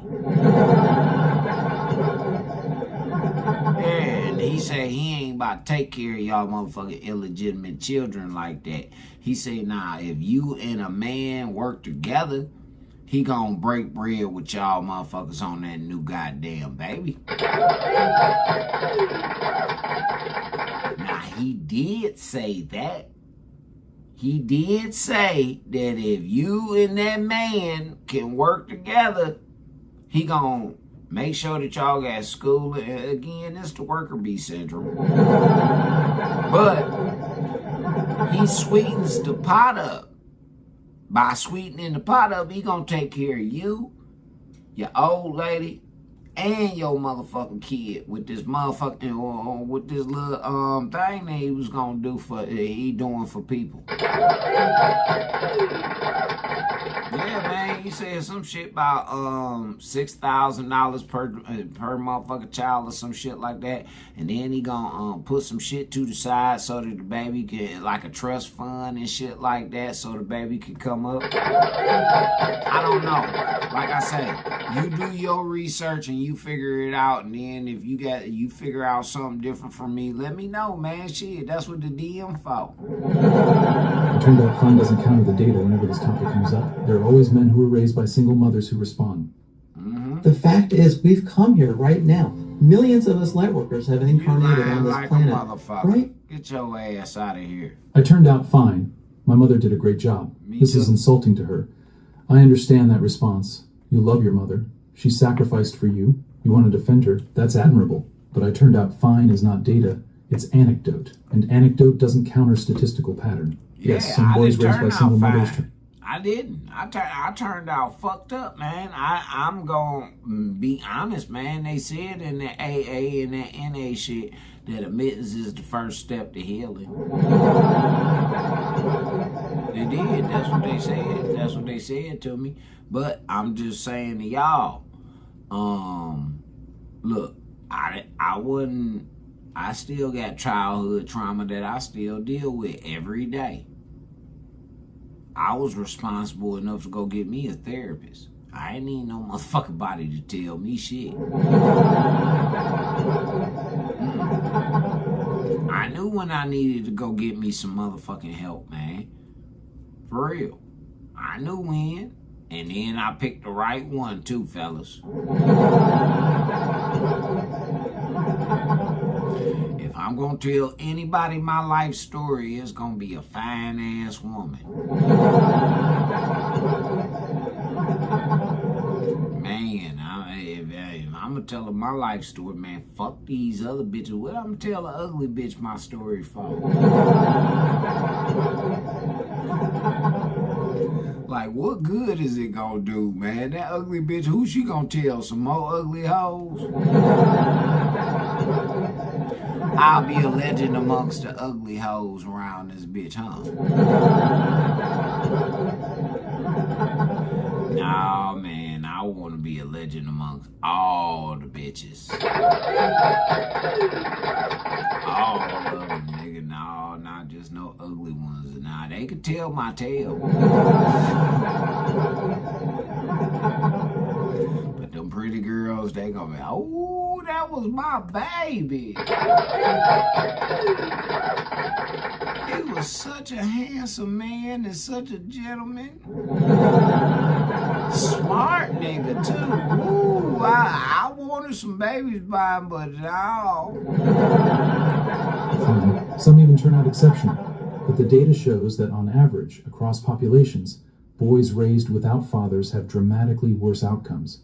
Your individual success doesn't change that pattern. It means you were fortunate, or resilient, or your mother was exceptional, or you found male mentors elsewhere, or some combination of all of those things. The question is not whether any individual boy can succeed without a father. Obviously, some do. The question is whether boys as a population do better with fathers present. And the answer to that is unambiguous. Yes, dramatically, consistently across every measure. Defending your mother by denying the data doesn't help the millions of boys who are struggling right now in fatherless homes. What helps them is acknowledging the reality so we can address it. What fathers provide that nothing else replaces. Let me be specific about what an involved father provides to his son that cannot be fully replicated by any other relationship. That modeling of functional manhood. A boy watches his father navigate the world as a man and learns what men do, how men think, how men solve problems, how men relate to others. This is not abstract instruction. It's observation of a man functioning in his various roles over years. No amount of talking can replace that modeling. Initiation into manhood. Fathers create moments, sometimes formally, more often informally, where they recognize and affirm their son's transition from boyhood to manhood. These moments matter enormously to boys' developing sense of identity. They create a felt sense of, and then look, let me tell y'all something. Hey, fathers, you know when it's a real important job for you, man? When they around 12, 13, 14 years old, and they get to hang with them little boys from their schools and hanging out with them little niggas out in the streets who ain't got no daddies and shit. You need to keep your motherfucking son away from them type of kids. You do. You do. You need to keep your son away from them type motherfucker kids because they gon' talk him and peer pressure him into some fuck shit. And then you'll be dealing with that dumb shit going to the jailhouse or going to the motherfucking morgue, man, to try and identify your motherfucking boy. So, you know, in order to nip the shit in the bud, if them little boys, mamas is single, cut that shit the fuck off. He can't hang with them little niggas, man. And he'll just have to understand. For real. He'll have to understand, man. I don't give a fuck. I don't give a fuck. That puts pressure on these motherfucking mamas to either keep these fathers in these kids' motherfucking lives or have a father figure in their life. And the only time a father figure is supposed to be in a life is if it's not detrimental for the motherfucking child or the mother decides that it's not going to be feasible for her and that nigga to keep moving forward with their motherfucking relationship, however it may go. For real, man. I don't know who been teaching y'all niggas shit, man, but, you know, y'all need to pay attention. There is. I'm being welcomed into the company of men. Teaching through challenge. Fathers challenge their sons in ways mothers don't. They push them physically, intellectually, competitively. Not out of cruelty, but out of understanding that boys grow through challenge. A father wrestles with his son and doesn't let him win until he's actually strong enough to win. Absolutely. That teaches the son about real achievement versus false praise, not calibration of male aggression and competition. And then Boys not only that, it keep the father in shape too. Yeah, man. He ain't about to let his boy sit up there and toss him around up in that motherfucker, man, or knock him the fuck out. Hell no. Hell no. So now, see, now if you was thinking, ladies, now you got two motherfuckers that's gonna protect you. Or however many sons that you got. Now you got that many sons plus your man to protect you. Now you talking about a motherfucking protected bitch, then there you go. And the fathers where the lines are. How much aggression is appropriate in which contexts. How to compete without being cruel. How to win and lose with dignity. How to handle conflict with other males. This is learned through direct engagement with a man who has mastered these calibrations himself. Demonstration of male-female partnership. In intact families, boys watch their fathers relate to their mothers and learn what healthy male-to-female dynamics look like. They see how their father treats women with respect while maintaining his own boundaries and authority. What I tell y'all, gentlemen. They see partnership between equals with different roles. Yeah. This cannot be taught. It must be observed. See? And that's why we having this big-ass problem in this conversation about gender roles and all of this other fuck shit. No, man, I'm being dead-ass serious, man. This is why we having these motherfucking conversations on social media and shit. Because these people don't understand that when we talking about a relationship, then there is no motherfucking... It's always going to be about... Sometimes the father has to take over the mother role because the mother's not available in order to do that shit. Same thing with the mother, but see, the mother, she's never supposed to be taking over no disciplinary role. That is a role that's supposed to be put down for the father or the father figure that's in the house. And this is not giving y'all an excuse, ladies, to go out here and be just hoeing. No, talking about you taking one for the team to find your son a father figure. No, you need to figure out working some shit out with that motherfucker that you just had a baby with and keep that shit pushing, bitch. For real, man. Y'all gotta start taking some credit for some of this shit that y'all out here doing, ladies. Like, I don't know what the fuck y'all think going on. The gift of absence is lesson. This one is counterintuitive but important when a father is sometimes absent because he's working, because he's pursuing his own interests, because he has a life beyond the family. The boy learns that men have purposes beyond their families, that they are not defined entirely by their relationships, that healthy manhood includes individual mission and autonomy.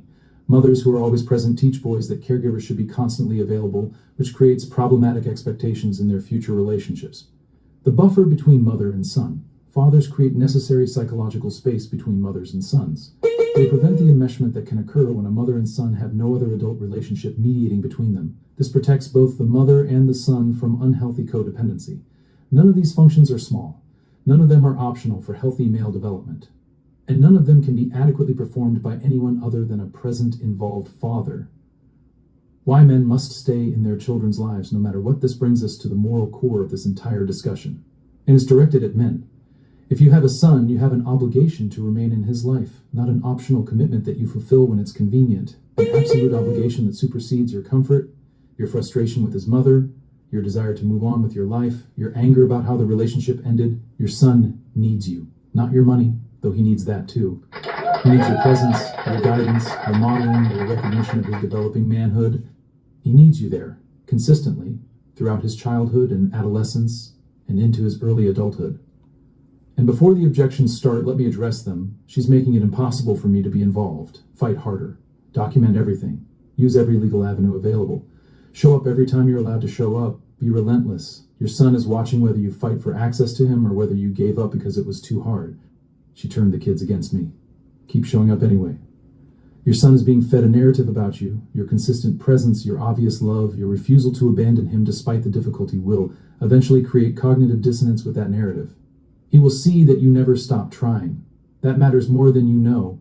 I can't afford the child support and also afford to see them. Figure it out. Get a second job. Live more cheaply. Do whatever you have to do. Your financial sacrifice to maintain presence is part of what teaches your son about what men do for people they love. It's too painful to be in her life. Your pain is not your son's problem. You're the adult. He's the child. Your obligation is to him, not to your own emotional comfort. Manage your pain privately and show up for him anyway. I've moved on with my life and started a new family. Your obligations to your first family don't disappear because you created a second one. Your son from your first relationship needs you just as much as any children you have in your second relationship. Absolutely. Make time for all of them. None of these situations are easy. All of them require sacrifice. That's fatherhood. The sacrifice is the point. Your son needs to see you sacrifice for him because that's how he learns what men do. The cycle that must be broken. Here's the devastating pattern that plays out across generations. When fathers are absent, boys who grow up without fathers are far more likely to abandon their own children. The cycle perpetuates. Father absence creates the next generation of absent fathers. Why? Because boys who never saw what involved fatherhood looks like don't know how to do it themselves. They have no model. They don't know what fathers do, how fathers relate to their children, what healthy father-son relationships look like in practice. So when they become fathers themselves, they're operating without any template. They're more likely to make the same mistakes their fathers made, or that their fathers made by being absent, because they have no counterexample. This cycle must be broken, and it can only be broken by men who decide it stops with me. My father might have abandoned me, but I will not abandon my son. My father might not have shown me what fatherhood looks like, but I will learn it, and I will model it for my son so he knows what to do when his time comes. That decision, to break the cycle, to be present regardless of difficulty, to give your son what you didn't have, is one of the most important decisions a man ever makes. What this means for women before we close, I need to say something directed at women, particularly single mothers and women considering divorce when children are involved. Your son needs his father, not your version of what a father should be, not a replacement father figure, not you doing double duty as both parents, his actual father. Even if that father has flaws, even if the relationship between you ended badly, even if you're angry at him, even if he's not the man you wish he was, unless he is genuinely dangerous or abusive, and I mean genuinely, not just difficult or frustrating or unreliable. Your son's relationship with his father is not about you and your feelings about him. It's about what your son needs for his development, and what your son needs is access to his father. Generous access, consistent access, access that you facilitate rather than obstruct even when it's uncomfortable for you. Parental alienation, using your son as a weapon against his father, poisoning his relationship with his father, making it difficult or impossible for father and son to connect, is child abuse. You are damaging your son's development for your own emotional satisfaction or revenge. The long-term consequences for your son are severe, and when he's a man and looks back on what you did, he will understand what you cost him, and he will hold you accountable for it. Your job as a mother, if you are separated from your son's father, is to make it as easy as possible for father and son to maintain a strong relationship. Not for the father's sake, for your son's sake. Final thoughts. Single mothers cannot raise men. Not because single mothers are inadequate, but because raising a boy into a healthy man requires male guidance, male modeling, male initiation that only a father can provide. The data on this is overwhelming. The outcomes for boys raised without fathers are catastrophic across every measure. And the boys currently growing up in fatherless homes are paying the price for a culture that decided fathers were optional and family structure didn't matter. Fathers are not optional, they are essential. And men who father children have an absolute obligation to remain in their children's lives regardless of what happens with the relationship with the mother. Your son needs you. He needs you in ways his mother cannot fulfill. He needs you to show him what men are, how men operate, how to navigate the world as a man. He needs your recognition, your challenge, your discipline, your modeling of functional manhood. Don't abandon him. Not because the relationship with his mother ended, not because it's hard, not because you're angry or hurt or would prefer to move on with your life. Stay, fight for access to him. Be present even when she makes it difficult. Your son is watching, and what he sees you do now will shape the man he becomes. Drop a comment with your experience. Fathers. Straight up. That's straight up how it is. I don't understand why we gotta keep having this conversation with y'all ladies. The young men that y'all raising today gonna be them same young men that's gonna be, a problem for these young ladies. And the cycle is gonna continue. Didn't I tell y'all, man, last week, man, that God put us here to break them generational curses?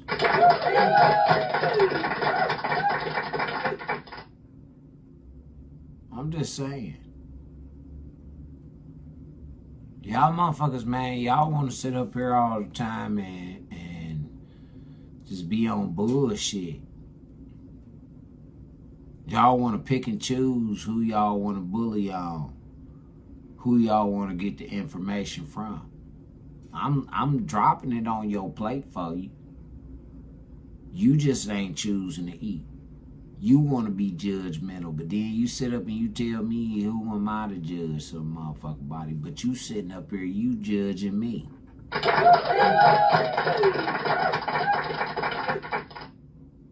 I'm just saying. I do a lot of teaching around this motherfucker. I could teach an idiot a little bit of something sometime. But they gotta pay attention. For real. They gotta do their own research. Trial and error. But I'm gonna tell you from experience, if I done told you something is 9 times out of 10 from experience, I'm gonna tell you from experience, don't do it. Yeah, pain. Unless you're a motherfucker who can take pain, I wouldn't advise it.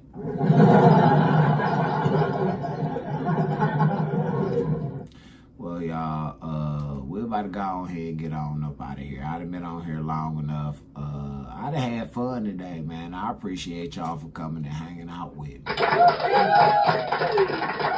Straight up, man. Straight up, I do, man. And before we get on up out of here, man, y'all know I gotta leave y'all. I gotta put something on you. But no, thanks to everybody who tuned in. Like, share, subscribe. Please share this. It's especially somebody that needs to know this information. Don't forget. Go get that book, man. Try and get your hands on that book. Behold of a Pale Horse by William Cooper.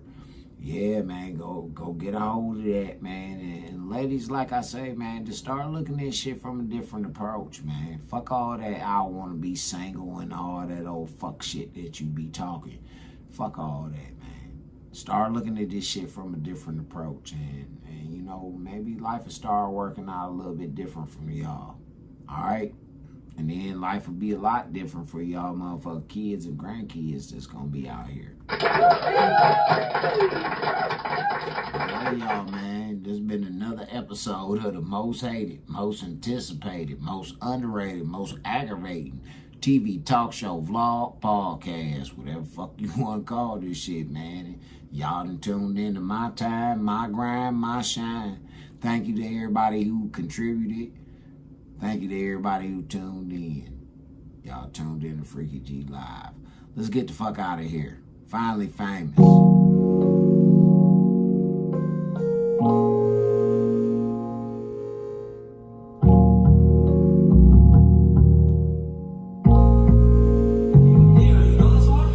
One time you could return the favor, maybe a lot more now versus a little later. I can blow down a couple doors if it's a couple haters. Go visit all these nice stores and get some guts from paper. I guess I'm finally made time you could return the favor, maybe a lot more now versus a little later. I can blow down a couple doors if it's a couple haters. Go visit all these nice stores and get some guts from paper. I guess I'm finally they call me Latchkey Charlie, the humblest in the lobby. Balance the pendulums once, no need to make a copy. Now my body's of the flesh, so it's tested through the storms. Visions on this way, so I hope your plates are warm. Served up slow, like I'm sipping no screw.